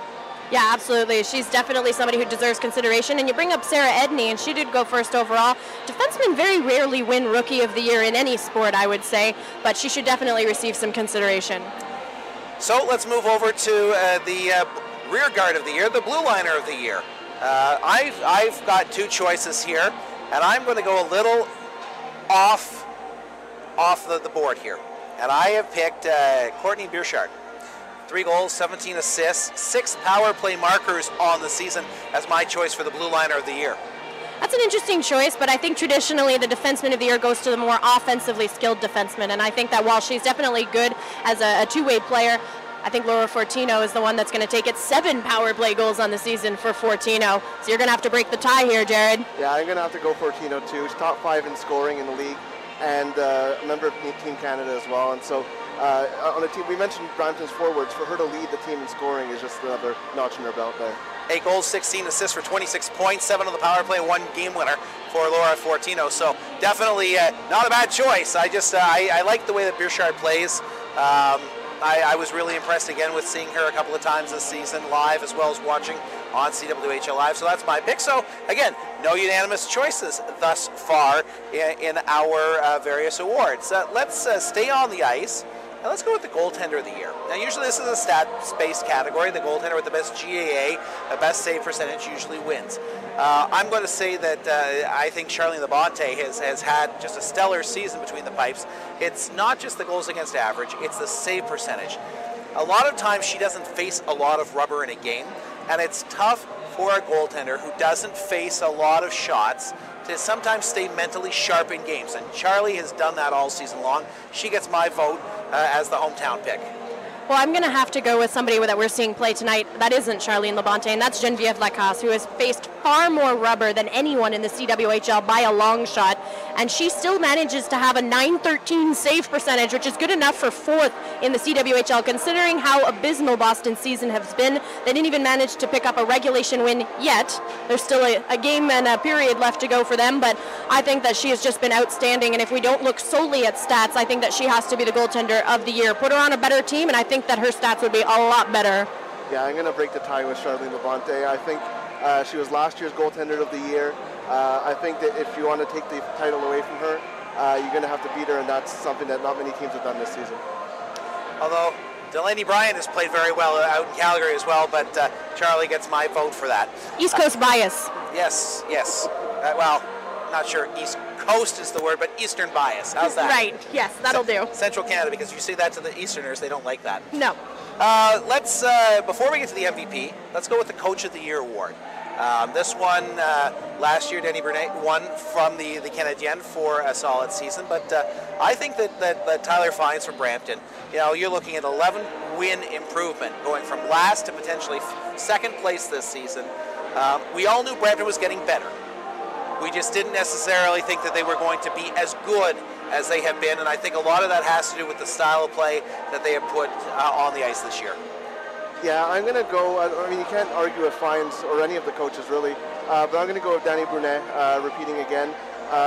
Again, going into the season, Calgary and Montreal were talked about as the top 2 teams in the league, and Montreal went on an 11-game winning streak in the middle of the season, really distanced themselves, coming back as the season went on, and so I'm going to go with maybe a hometown pick, but I know that Danny Brunet has had a great season, and Tyler Fines as well. I think Danny Brunet did have some inspired coaching decisions, the most recent of which was bumping Carolyn Ouellette down to the 2nd line and sending Kim Duchesne up front and making a really scary top 6 for Montreal that's really difficult to defend against. But you can't argue with worst to first. Ignoring Montreal, who was so powerful that I almost don't want to take them into consideration here. Brampton going from last up into arguably 2nd, depending on how things go this weekend with Calgary. Tyler Fines has to be the pick for Coach of the Year. I think this is where the first place we're going to have a unanimous choice. MVP. Jared? Yeah, I'm actually going to go off the board. I mean, obviously, Marie-Philippe Poulin. You're killing me, Jared. I just set it up for a unanimous pick, and you're going off the board on me. Okay, go ahead. You can't argue with Marie-Philippe Poulin. We'll get into that, I think, a little bit later on. But Natalie Spooner with Toronto, third in league scoring. She has points on more than half of Toronto's goals this season, and she missed 2 games. And so, I mean, it's their 4th place team sneaking into the playoffs, but Natalie Spooner's season has been unbelievable for Toronto. Marie-Philippe Poulin has to be the MVP. She leads the league in scoring right now, although Ann-Sophie is closing in on her, just 2 points behind her in the Angela James Bowl race. But since her addition to Montreal, she has to be the scariest offensive threat in the CWHL, and anybody who plays against her is terrified, and everybody does their best to shut her down, and that's something that's really hard to do, and I think it's hard to argue with that. I think Natalie Spooner, yeah, she's definitely an addition to Toronto, but they didn't win a lot of games, so if you're the most valuable player on a team that loses more often than they win, what are you?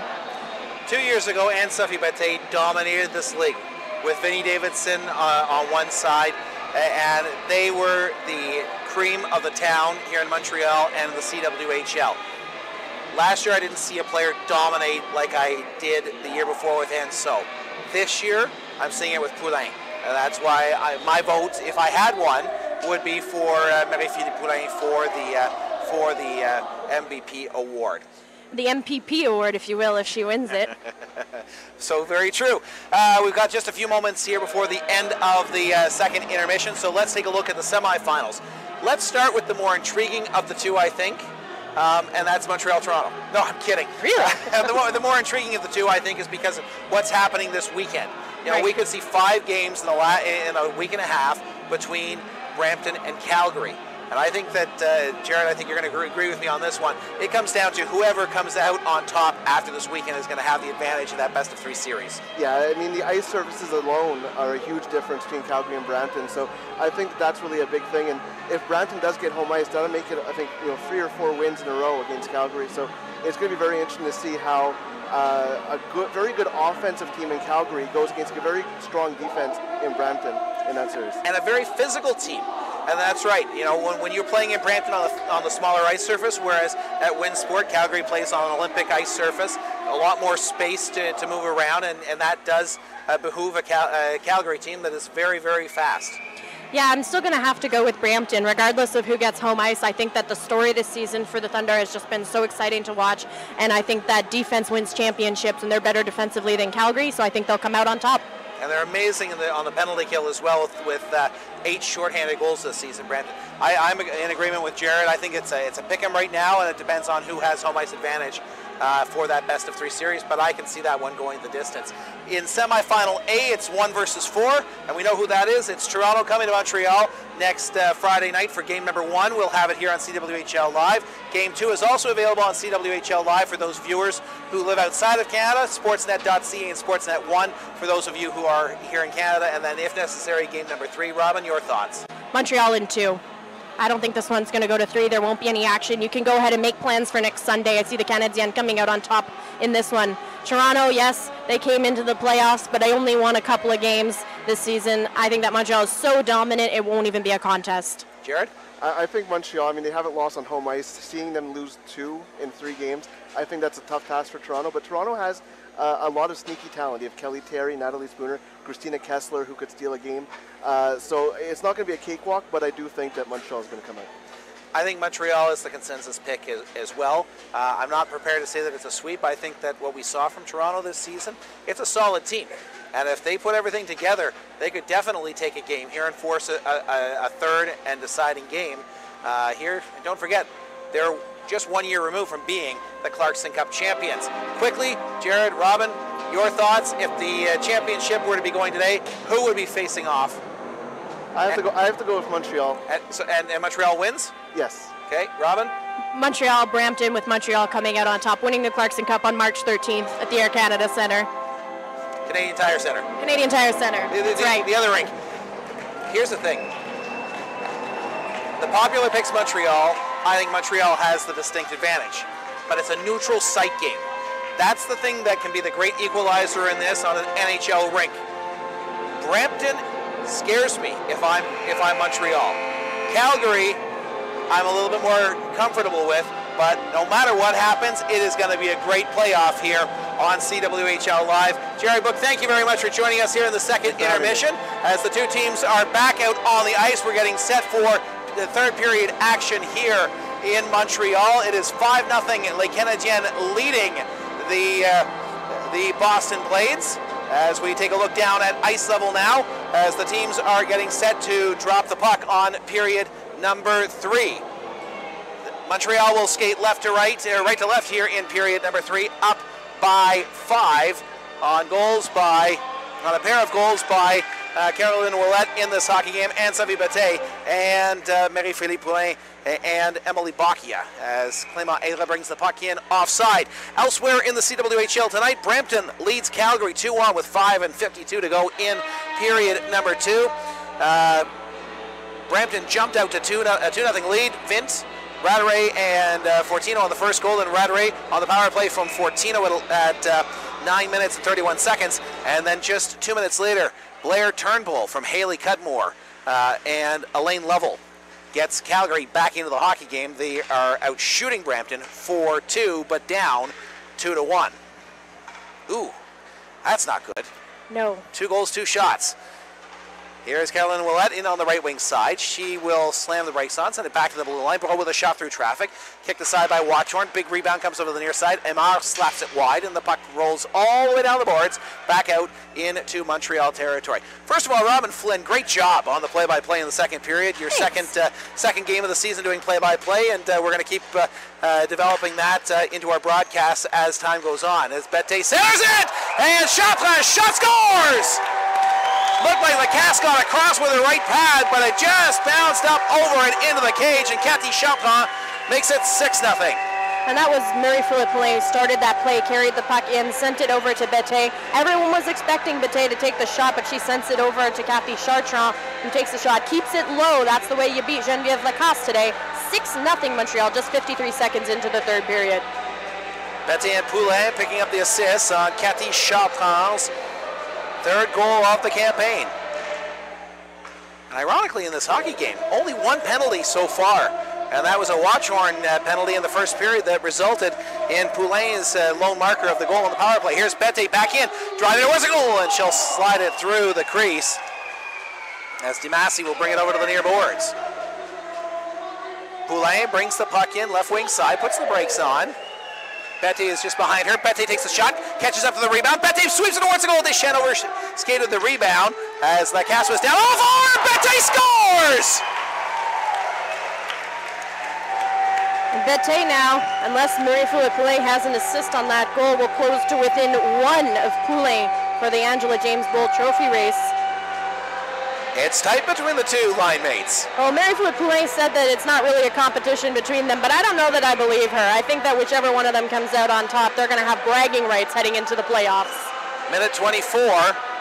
So,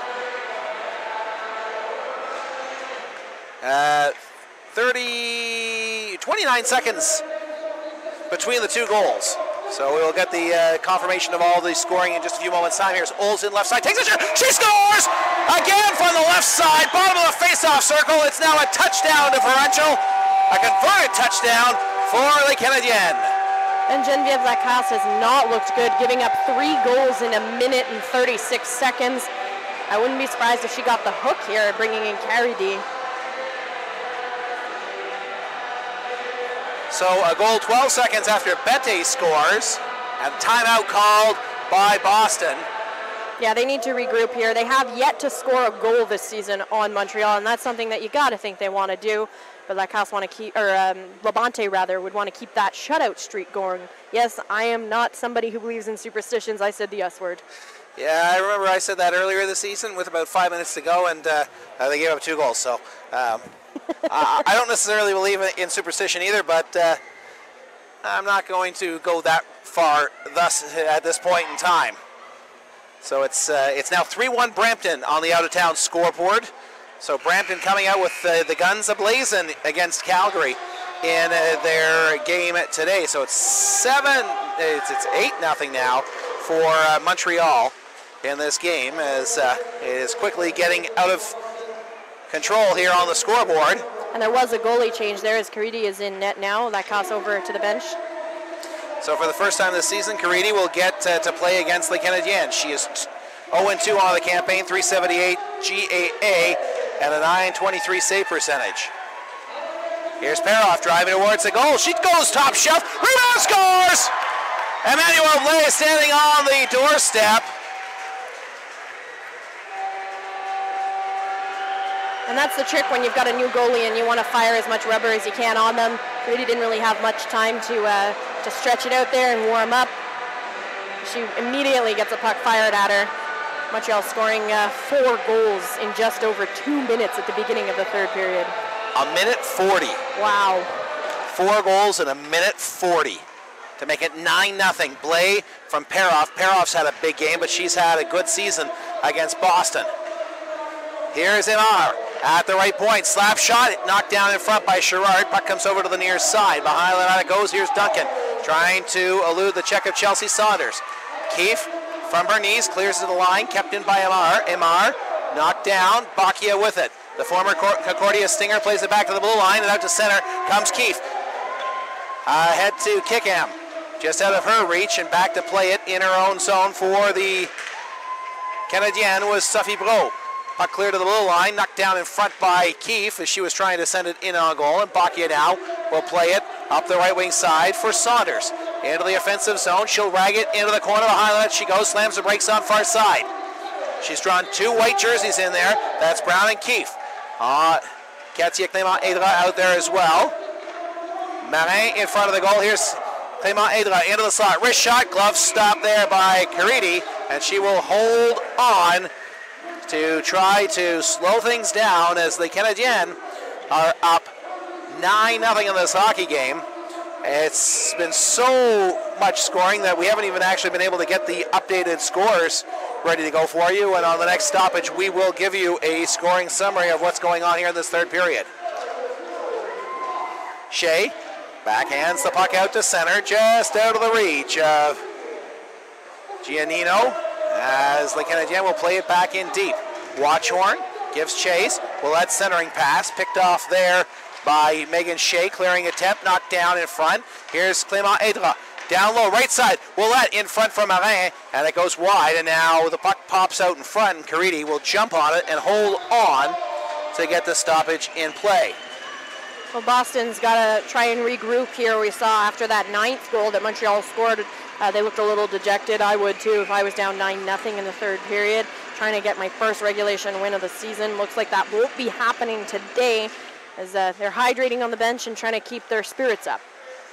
It's been a rough year for the Boston Blades, but this is a good organization, folks, and don't write them off. They'll be back next year with a deeper team, a team with just as much work ethic as they've had this year. Now, there is no quit in this team despite the results. They're going out there every game all season long. Saint-Germain brings it up into the offensive zone. Dishes off to Sadie. Saint-Germain.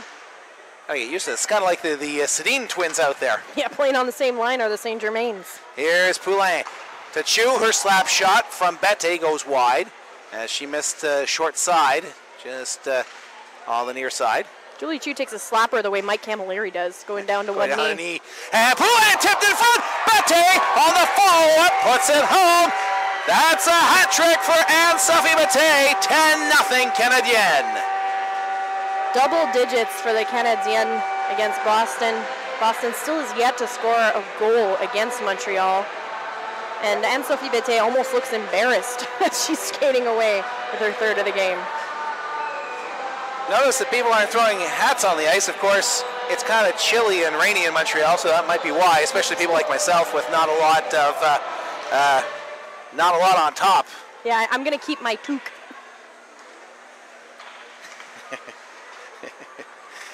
I don't actually pronounce it that way, do I? A toque? Toque. That's how you're supposed to say it. A toque. Here's Kim Deschênes on the left side. Poulin streaking towards the goal. Here's a pass to Bette. Gives it to Rougeau. Slides it towards the goal. And right now, Montreal passing a lot before sending the puck in on goal. Back the other way. Here is Kickham. Kickham into the offensive zone. Loses the handle between the rings. And the puck will be cleared out to center ice. Keefe reverses far side for Watchhorn. Watchhorn jukes and jives. Has her pocket picked by Poulin. Streaking on the right wing side. Poulin tries to drop it back, but it is stolen there by Olivia Keefe. And she will play it out to center ice. Watchhorn to Keefe. Over to Drew Burns on the near side. Her cross-ice pass almost picked off there by Leslie Oles. Here is Watchorn up the far boards, knocked down by Carol Aymar in neutral ice, but Kickham comes up with it. Actually, that's Rachel Farrell towards the front of the goal, and a shot by Giannino goes wide of the mark. As Perov has her pocket picked down low. Giannino in, right side, shoots just over the crossbar as she was looking to get Boston's first goal of the campaign against Les Canadiennes. Here is Perov back the other way for Les Habitants. Here is Oles into the slot, right side for Blais. Pass was in behind her, and Giannino will skate it out to center. Head full of steam on the left wing side at the end of her shift. She jukes and jives at the blue line, falls down, and Chartrand has it at center. Tries to spring her former McGill-Martlett teammate Jordana Perov, but Boston controls and brings it out to center. Damasi on the near side, cross-ice pass, left wing, just out of the reach of Rachel Farrell. As Carly Hill has it in her own zone, plays it behind the goal, off the end boards for Alyssa Sherrard, and she will come over to Carly Hill on the left wing side. Hill, despite the fact that she's been playing on the blue line in the CWHL, actually played up front for McGill for several years before being converted to a blue liner. And so she does have the offensive skill. And now Montreal is passing the puck 3-4 times before taking a shot. Here's Bocquier and wrist shot that hit the glove of Caridi and went over the bar. Sherrard plays it into the slot. Shea intercepts, and she'll bank it out to center as things settle down. 10-0 for Les Canadiennes. 13 minutes to go in the second to last game of the regular season. Here is Murphy bringing the puck in on the left wing side. Backhand shot. Gloved by Labonte. She will hold on for the whistle. Robin, let's take a look at the scoring here in this third period, because there's been a lot of goals, and in fact we're only going to probably get a chance to recap a couple of them, starting with Cathy Chartrand from Ann-Sophie Bété and Marie-Philippe Poulin at the 53-second mark. Then it was Ann-Sophie Bété again with her second from Kim Deschênes and Marie-Philippe Poulin before Leslie Oles put one in behind Caridi from Jordana Peroff and Emmanuel Blais. Emmanuel Blais then scored one from Jordana Peroff and Chelsea Saunders, and I expect to see a little bit more from the bottom six now as Montreal has a healthy 10-0 lead over the Boston Blades. And we're just waiting for the 10th goal to end up in the system so that we can give you that summary as well. Willette on the forecheck here, left wing side. Plays it back to Julie Chu. Sasha scores! Julie Chu rifles it home! No mercy from Les Canadiennes as they make it 11-0 with 12:34 to go in the third period. And man, I would not want to be caught in front of a Julie Chu slap shot. That one had a lot of mustard on it. 7:26 time of the goal, and Les Canadiennes have an 11-0 lead. Not sure the last time I saw this type of a score in the CWHL. So Bété from Poulin and Deschênes at the 4-minute and 33-second mark, and now at 7:26 it's Julie Chu scoring her third goal of the campaign. I always have to wonder what the approach is when you're up so many goals in a game like this. Do you continue pressing? Do you continue sending out your forward lines like your Poulin, who's out on the ice right now? Do you keep pressing, or do you sort of sit back a little bit? Doesn't look like Montreal's intending to sit back at all. But you see them making a lot of passes before attempting the shot, and that's how you attempt not to run up the score in a game like this. Here is Kim Deschênes in the slot. Wrist shot, scores! Just out of the crossbar, takes the pass from Poulin. No celebration by Les Canadiennes. And that's their second goal in a span of 29 seconds. So that's the second time in this period they've gone 29 seconds between goals. Captain Tara Watchorn skating out onto the ice now for Boston. You can see her sort of talking to her teammates, trying to rally everyone, calm everybody down. Talking to Christina Brown right now saying, yes, let's go girls, win this face-off, and let's finish this hockey game. Problem is I only have 3 spaces left on my scorecard. Uh-oh. I've had this scorecard since I started broadcasting back in 1997. And you've never filled it up? I've never filled it. I was with the Plymouth Whalers of the Ontario Hockey League at the time, and we used to score lots of goals, like 7-8 goals a game in the OHL. I can't believe this. Yeah, 12-0, and we're not even at the halfway mark of the third period. This could get really ugly. Well, to put this in perspective, in the first 4 games of the season head-to-head, the Canadiens had scored 20 goals against Boston without giving up a goal. They've now exceeded half of that in the well, what, 40 or almost 50 minutes of hockey tonight. Leslie Olds in her own zone. Gives it to Aymar, who cleared it out to center ice.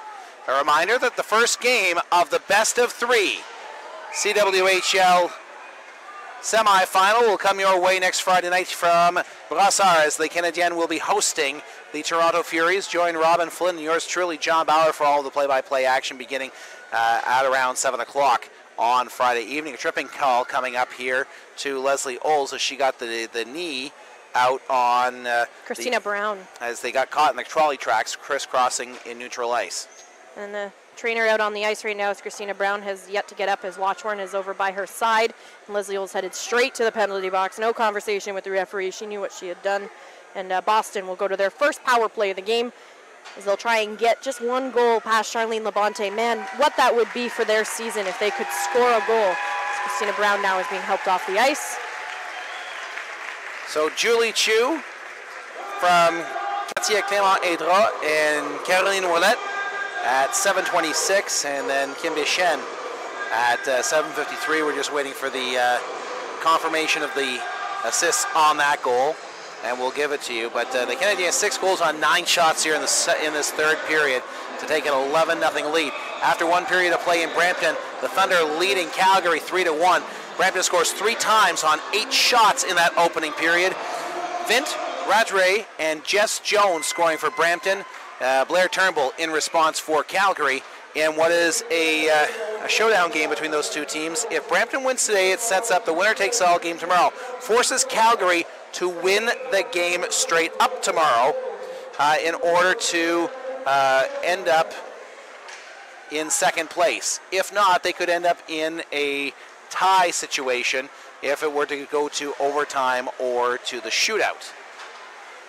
That would be more based on regular season and overtime wins, as shootout wins are a separate category in the CWHL standings. Poulin on the far side on the power play, or excuse me, on the penalty kill, as here is Carol Ouellette, shorthanded. Ouellette leads tied for the league lead with 2 shorthanded goals this season with 3 other players, Fielding Montgomery, Vint from Brampton, and Natalie Spooner, each with 2 shorthanded goals on the campaign here in the CWHL. Duncan skating it up left wing side for Boston. Cuts across the grain, slides the puck in on goal. Labonte kicks it into the far corner.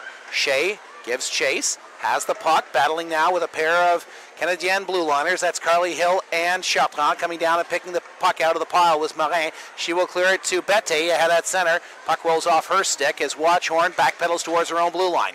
Plays it to the far side for Drew Burns. Burns behind the net for Watchhorn, and she'll start the rush up, coming between the rings in her own zone. Straight up the middle now. Looking to the left side, intercepted by Bette. Burns has it for Boston, as she will play it to Giannino up the far side. 25 seconds to go in the PK for the Canadiennes, as Montreal will ice the puck. Drew Burns back behind her own goal. Burns starting the rush up, goes left side for Watchhorn. Tara Watchhorn now cross ice for Sadie Saint-Germain, but the pass is out of her reach. And here's Julie Chu, far side, reversing it. Skating away from the watchful eye of Clara. And now she will play the puck out to center on the right side. Alyssa Sherrard to Bacchia. Bacchia in towards the goal. Backhand shot. She ran out of real estate. And an easy kick save there by Caridi. As the puck goes to the far side. Puck up in the air, bouncing towards the blue line. Bacchia will play it back to the line. Chu with a wrist shot, well wide of the target. Puck comes off the end wall. Here's Sherrard curling, centering it. Backhand attempt by Bacchia. Actually, she tried to go to the backhand, but lost a handle on the puck as it goes to the far side. Kickham out to center, where she is upended. Bro has it now on the left wing side for Les Canadiennes. She'll play it in the offensive zone, knocked down there by Damasi. Plays it to Murphy, and Grace Murphy gets it ahead to Keefe. Keefe at the blue line, put the brakes on to avoid the check of Bro, but brought the puck back out into neutral ice. Here's Katia Clément-Aydra on the counterattack towards the goal. Backhand shot, stop, scores on the rebound, and I believe it's Marin that will tip it into the cage, and it is now 13-0 for Les Canadiennes. Or is it 12 now? I've lost. That's 13-0. It's 13-0. Yeah. Lucky number 13 from Montreal now. Where at least we're beyond the halfway mark with 8:32 left to play in the third period. And you know, it's difficult in a game like this to keep your focus as Tara Watchorn, the captain, is now skating over to goaltender Caridi to give her the little stick tap saying it's okay, we're going to get through this. We just got to get through this hockey game. Because tomorrow is a new day. At 1:30 tomorrow afternoon, these two teams will wrap up the regular season in advance of the Clarkson Cup playoffs that begin on Friday night here in Montreal. Puck cleared down the ice. Blow back to play it for the Canadiennes. For Carole Aymar. Up the far side from Marin. Marin, Clément Aydra has it. Clément Aydra, left side to Ouellette, backhand shot. That is knocked into the corner. Kate Gray up the boards for Keefe. Stolen there by Katia Clément Aydra. To Bette, left wing side. Bette takes it, sends it back to the line to Carly Hill. Hill, left wing for Chaperon. To the hash mark she goes. Down low for Deschênes. Her pass for Bette, knocked aside by Burns. It comes back to the line. Here's Poulin. Poulin to Chaperon, streaking in left side. Backdoor pass for Bette, looking for her fourth. As actually Chaperon had the whole empty cage on the near side, but opted to pass off instead of shooting. Here's Hill from the line, a shot that is knocked away by Watchorn to the far side. Poulin back to the line for Carly Hill. Left wing side, Chartrand. She comes into the face-off circle, into the slot, Bette. Bette backhand pass for Poulin, and Boston will sweep it down the ice. So right now it looks like Montreal is no longer shooting the puck unless they have to. As Bette gives it to Chartrand, back to Bette. Bette into the slot, cross-ice pass that went off of the stick of Maggie Damasi and rolled in on goal. You know, it's really important when you win hockey games to remain focused, of course, but it's even more important when you're losing hockey games. And you win as a team and you lose as a team. And this is a learning experience for the Boston Blades, who are in a rebuilding mode this year. A bunch of these girls were around to win the Clarkson Cup last year, so they're able to rally the troops and talk to these girls and get everything calmed down. And it's most important to stick together in a game like this. They're in Montreal tonight. They have a chance to spend some time together. They're on the road. They're away from all the family and the obligations, and they have a chance to sort of bond and gel together. And you think that you would bond over a win streak, but you can also bond over a losing streak as well.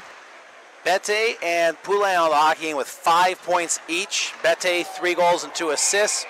Poulin with a goal and 4 helpers in the game. Caroline Ouellette 4 points so far tonight in a 13-0 game. And Boston still looking for its first shot of period number 3. The shots to this point in the hockey game, 22 and 16 and 11. That gives us what, 22, 16 and 11, a lot of shots. Yeah, that is a lot of shots. That's my University of Windsor degree working for me. And just 4 in this game for Boston. City Saint-Germain guarding Julie Chu. She'll play it down low for Sherrard, who she coached a year ago when she was an assistant at Concordia University. Duncan clears it away, and here's Murphy overskating the puck. It's knocked down. Bacchia spinning, taking it towards the left wing corner. Clara Saint-Germain in the near corner as the puck is cleared to the blue line.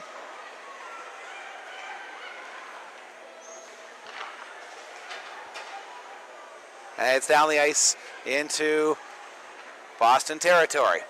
5:45 to go in the third period. And in this hockey game, our last regular season broadcast from Montreal, we have at least one playoff game for the first time in a long time. And Robin and I will set that up for you in the post-game show. Coming up immediately following the game, we'll have some player of the game interviews as well down at ice level. As Marin comes in, takes a shot, goes off the skate of Murphy. Watchorn will bring it over to the near boards, but overskated. Here's Ouellette down low. Marin towards the goal. She almost took it to the side of the net, literally, before pulling it behind the goal. Ouellette on the far side, ragging the puck. Gray battling with her. Katie Gray knocked down off the puck. Marin with it. Gray takes it from her, plays to the blue line, knocked down by Aymar. Aymar is having a solid game. Over to Bro, left side. Bro with a shot, hit the side of the net, off the blocker of Caridi.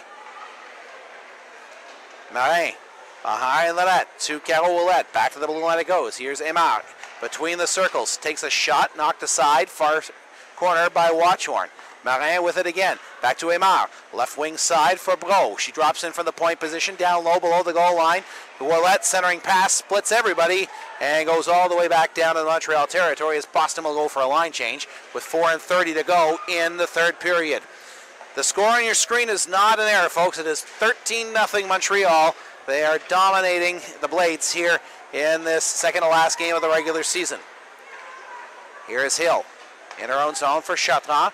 Up the middle for Poulin, right side, Bette. Bette in, goes wide, drops it for Deschênes in the slot. Deschênes with it. Deschênes will take it, give it to Poulin. Poulin cross-ice pass intended for Chartrand. She'll knock the puck away from Duncan as Chartrand has it. Cathy Chartrand back to the blue line it goes. Hill, kiss past Poulin. Poulin right side for Chartrand. Now Poulin will give it to Bette in the right corner. Back to Chartrand at the half boards. Sends it towards the goal. Hits a skate. Right to Bette to Poulin at the right hash marks. Back to the line it goes. Chartrand. Slap shot through traffic. And going and blocking it is Amanda Caridi. I can't help but think with Boston only having 4 shots on goal and Montreal outscoring them 13-0, Montreal would still be winning this hockey game even if they didn't have a goaltender in it, and probably by a wider margin because they would have the extra attacker with Labonte on the bench. It's funny, I was at a Canadiens game a year ago against the Washington Capitals, and after 40 minutes of play, it was 5-0 for the Caps, and the Canadiens had 4 shots on goal. And it was exactly the same thing that I thought at that point in time was, you know, even if the Caps were playing without a goaltender, they'd still be leading the hockey game. I was at that game with my dad. He's a huge Alex Ovechkin fan, so he always wants to go to the Caps games. So we get tickets and we go as fans, which is a lot of fun. But I remember shaking my head during that one. That was the first time I took my stepsons to a Canadiens game, their first ever Canadiens game. Ooh. They're still waiting to see the Habs score a goal. Oh, that's rough. You got to bring them back, John. Yes. Although they haven't been doing much scoring this season. $700 for the 4 tickets up in the upper bowl. Yeah, it's premium game Saturday night. Yeah, that'll cost you. Yes, it will. CWHL tickets only $15. You can bring the whole family out to see a Canadienne game. $20 for playoff tickets. Tickets still available, by the way, if you go to CWHL.ca. And that game, folks, for those of you in the Montreal area, next Friday night, Friday, Saturday, and Sunday, is at Complexe Sportif Bell in Brossard, which is the Canadiens' training facility out on the South Shore. So don't come to the Centre Étienne des Marteaux. And, you know, tomorrow actually could be the final game that the Canadiens play here in this venerable facility built for the 1976 Summer Olympics. Basketball was competed here. It will go under a major renovation beginning this summer. And the Canadiens may or may not return to Des Marteaux in the future. I'm actually hoping they'll end up at Place Belle up in Laval just because it's 10 minutes from my house. Yeah, it'd be a bit of a commute for me as I live in NDG, so it's already a trek to come out to Rosemont, but I do so gladly. But yeah, heading up into Laval, oi, I may need to relocate. Well, there is a metro that goes right to it, though. That's true. It's the Terminus de Montmorency that's right there. So, yeah, it's half dozen of one, half dozen of another. But, you know, folks, if you're watching tonight and enjoying the game, we encourage you wherever you are watching in on the worldwide interweb thing. We would like you to come on out and support the CWHL because it's a great league. And anytime that we can promote the women's sport, professional sport, it's important to give our young girls role models to look up to. As Murphy has it, coming back the other way for Boston into the offensive zone. 2 minutes to go in the hockey game. Puck dumped over to the near side. Clara Saint-Germain out there with her sister Sadie, battling behind the net with Aymar. She'll reverse it to Bro. Sophie Bro, far side for Carol Aymar, ahead for Sherrard at center, and she will lift the puck into the offensive zone and peel off and go for a line change. So after the game tonight will be the final fan skate of the season here. It is Fan Appreciation Weekend, by the way, at Étienne des Marteaux. Seen a lot of little kids walking around with their Canadienne apparel, which is always nice to see. Burns dishes to Watchorn. Her slap shot goes off of Marin and pinballs over to the near corner.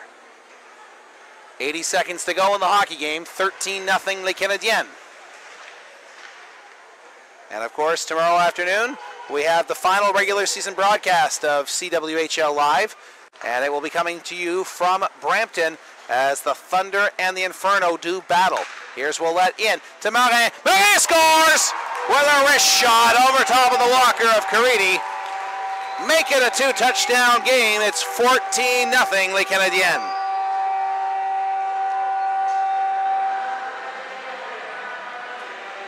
And for Marin, that will be her second goal of the hockey game. To go with a pair of assists at 18:58 of the third period.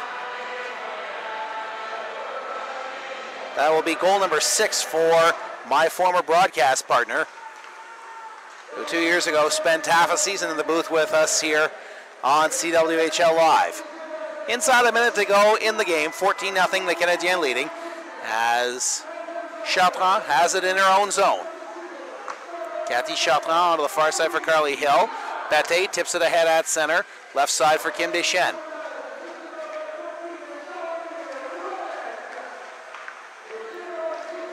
Bette in front. Deschênes had a whole empty cage. She opted not to shoot.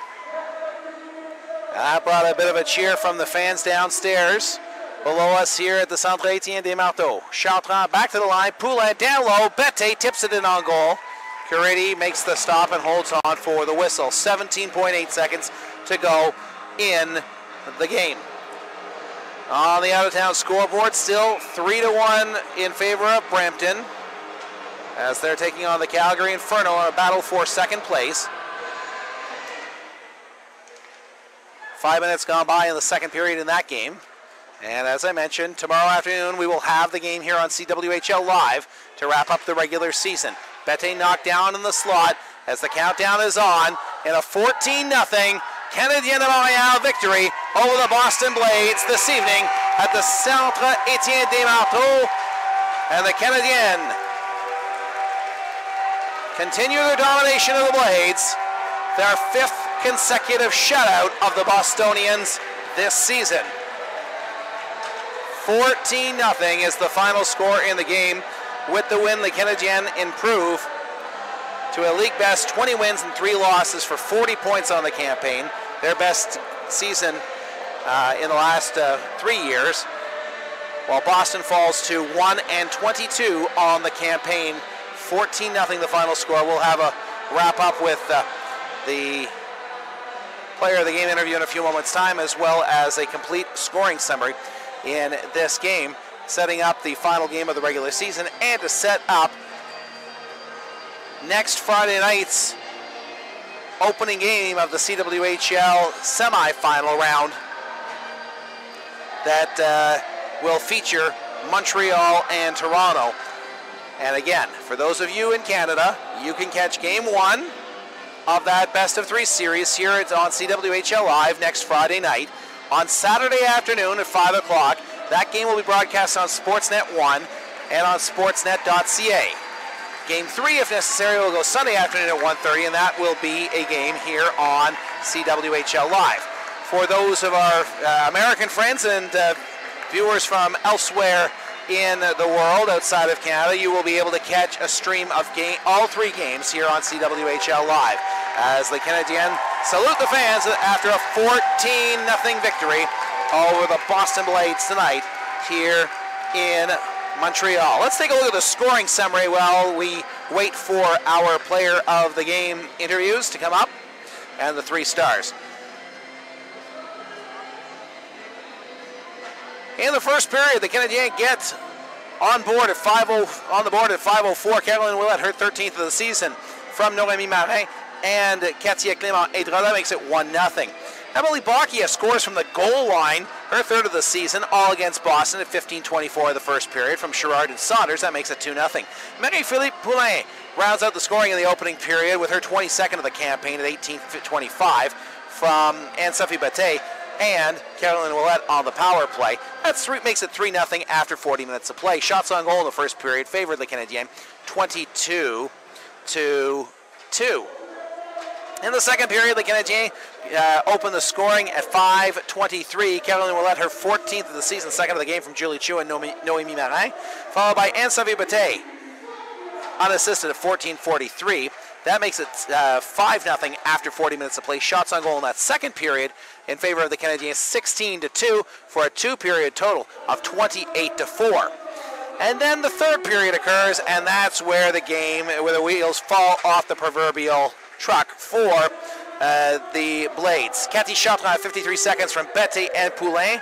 Then Bette scores at 1:24 to make it 7-0. With helpers going to Kim Deschênes and Marie-Philippe Poulain. Leslie Oles from Jordana Peroff. Leslie Oles from Jordana Peroff and Emmanuel Blais at 1:36, followed by Blais from Peroff at 2:03. That made it 8-0. 9-0. Ann-Sophie Bate from Kim Deschênes and Marie-Philippe Poulain. That came at 4:33. Julie Chu, a slap shot from the left point at 7:26 from Clément Aydra and Caroline Ouellette. That made it 11-0. Kim Deschênes from Marie-Philippe Poulain and Karel Aymar at 7:53 makes it 12-0. It goes to 13-0. Noémie Marin from Katia Clément Aydra at 11:27. And then to wrap up the game, it was Marin with her second of the game, sixth of the season at 18:58 from Caroline Ouellette. Would lead us to a 14-0 final score in the game. The leading scorer in the game was Ann-Sophie Bate with 5 points, 3 goals, and 2 assists. And Marie-Philippe Poulain with a goal and 4 assists. And that's where we are after the game. The shots on goal in the third period, the Canadiens 16, Boston nothing. So give the game total in favor of the Canadiens 54-4, the shots on goal in the hockey game. You heard me right, folks. Montreal outshoots Boston 54-4 in this hockey game as the Canadiens win it 14-0 in the penultimate game of the season. Robin Flynn, you're back in the booth. I am. It was a little bit crowded down there. It's tough to speak to a player. I did get a chance to chat with Jordana Peroff, though. She's very excited to be facing off against her former team next weekend. And that will be our next broadcast here on CWHL Live. As we mentioned, Friday night we have the game. Robin, do we have a confirmed time for game 1 on Friday evening? The time that I saw was 6:45 at Etienne Desmarteaux, and that game 2 was going to be in Brossard. Okay, you know what we're going to do? We should probably get Meg Hewins, who's just over by our booth, to confirm the time on Friday night. And we'll just have to, we're going to get Meg to stop by for a second here. Meg, we just wanted to ask you about the game time that are scheduled for game 1. It's at 6:45 on Friday, right? It's 6:45, yeah, puck drop on Friday. Saturday is at 5 p.m. at the Complex Bell in Brossard. And then Sunday will be 1:30 if necessary here again at Etienne Desmarteaux. So Friday and Sunday we are playing here at the Desmarteaux Arena. That's right, yeah. Perfect. Okay, so that clears up some of the misinformation that we gave out a little bit earlier. Oh, yeah.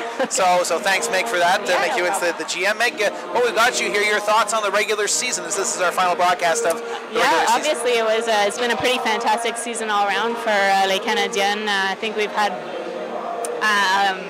in general, a lot of fantastic highs. Everyone's playing really great. I think that we've peaked very nicely. It's been kind of a magical season in many respects. There's been a lot of incredible moments that we've lived together, obviously with the Winter Classic kicking off the year, and just some great performances against the teams in our league also. So we're excited, I guess, to finish next week and then head into playoffs against Toronto. Another question that we'd be remiss if we didn't ask, with the rebrand from the Stars to the Canadiennes this season, we see the crowds growing everywhere we've been, whether it's been Brossard, whether it's been in Boisbriand, or here at the Desmarteaux Arena. How has that gone, the whole identity and the link with the NHL team?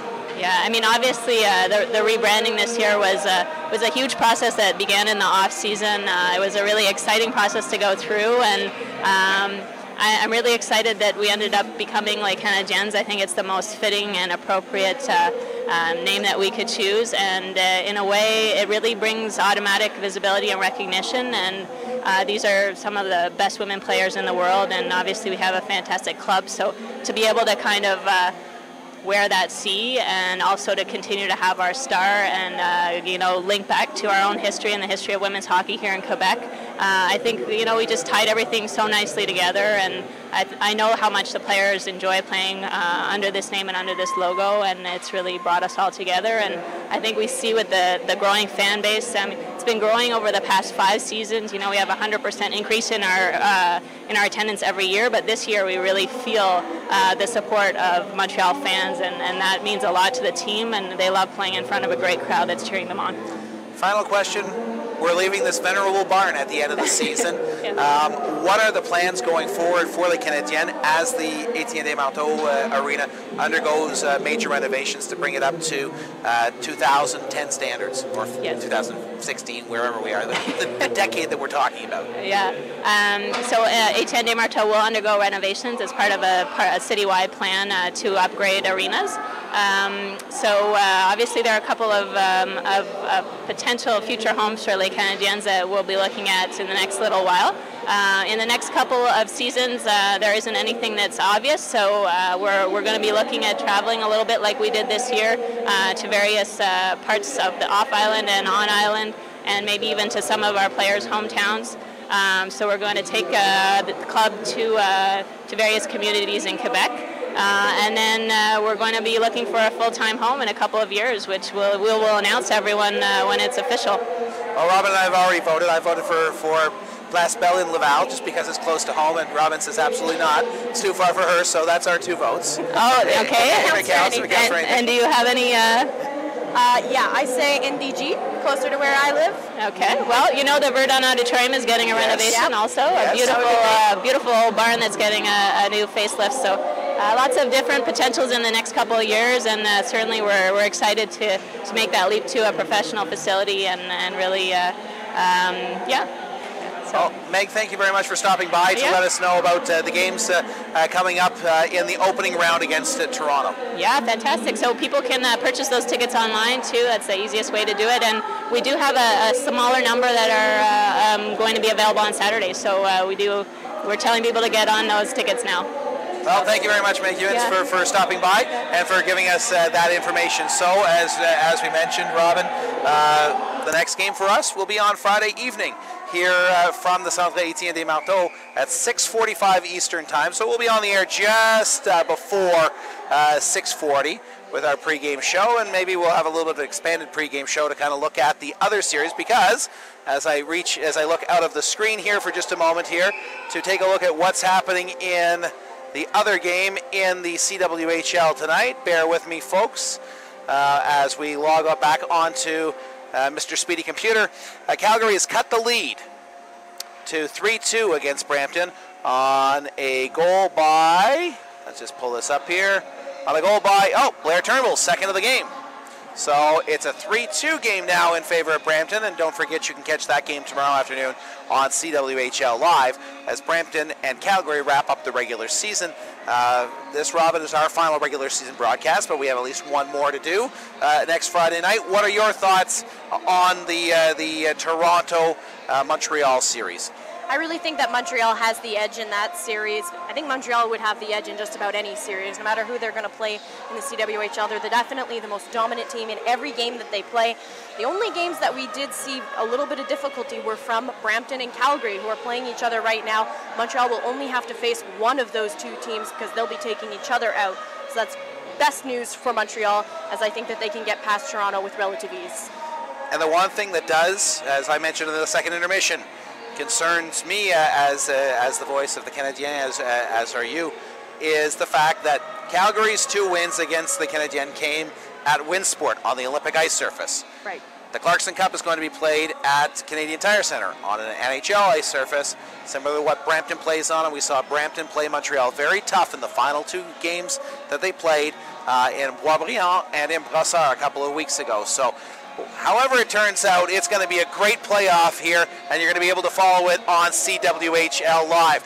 We've got all kinds of great kids and fans out on the ice right now skating with the Canadiennes, and that's how we're going to sign off our final regular season broadcast from Montreal, as you get a chance to take in what it really means to be a part of the CWHL by taking a look at how interactive our league is with its fans, as the members of the Canadiennes are out on the ice right now skating with teenagers, with children, with parents, with grandparents, out on the ice here at the Centre Étienne Desmarteau Arena.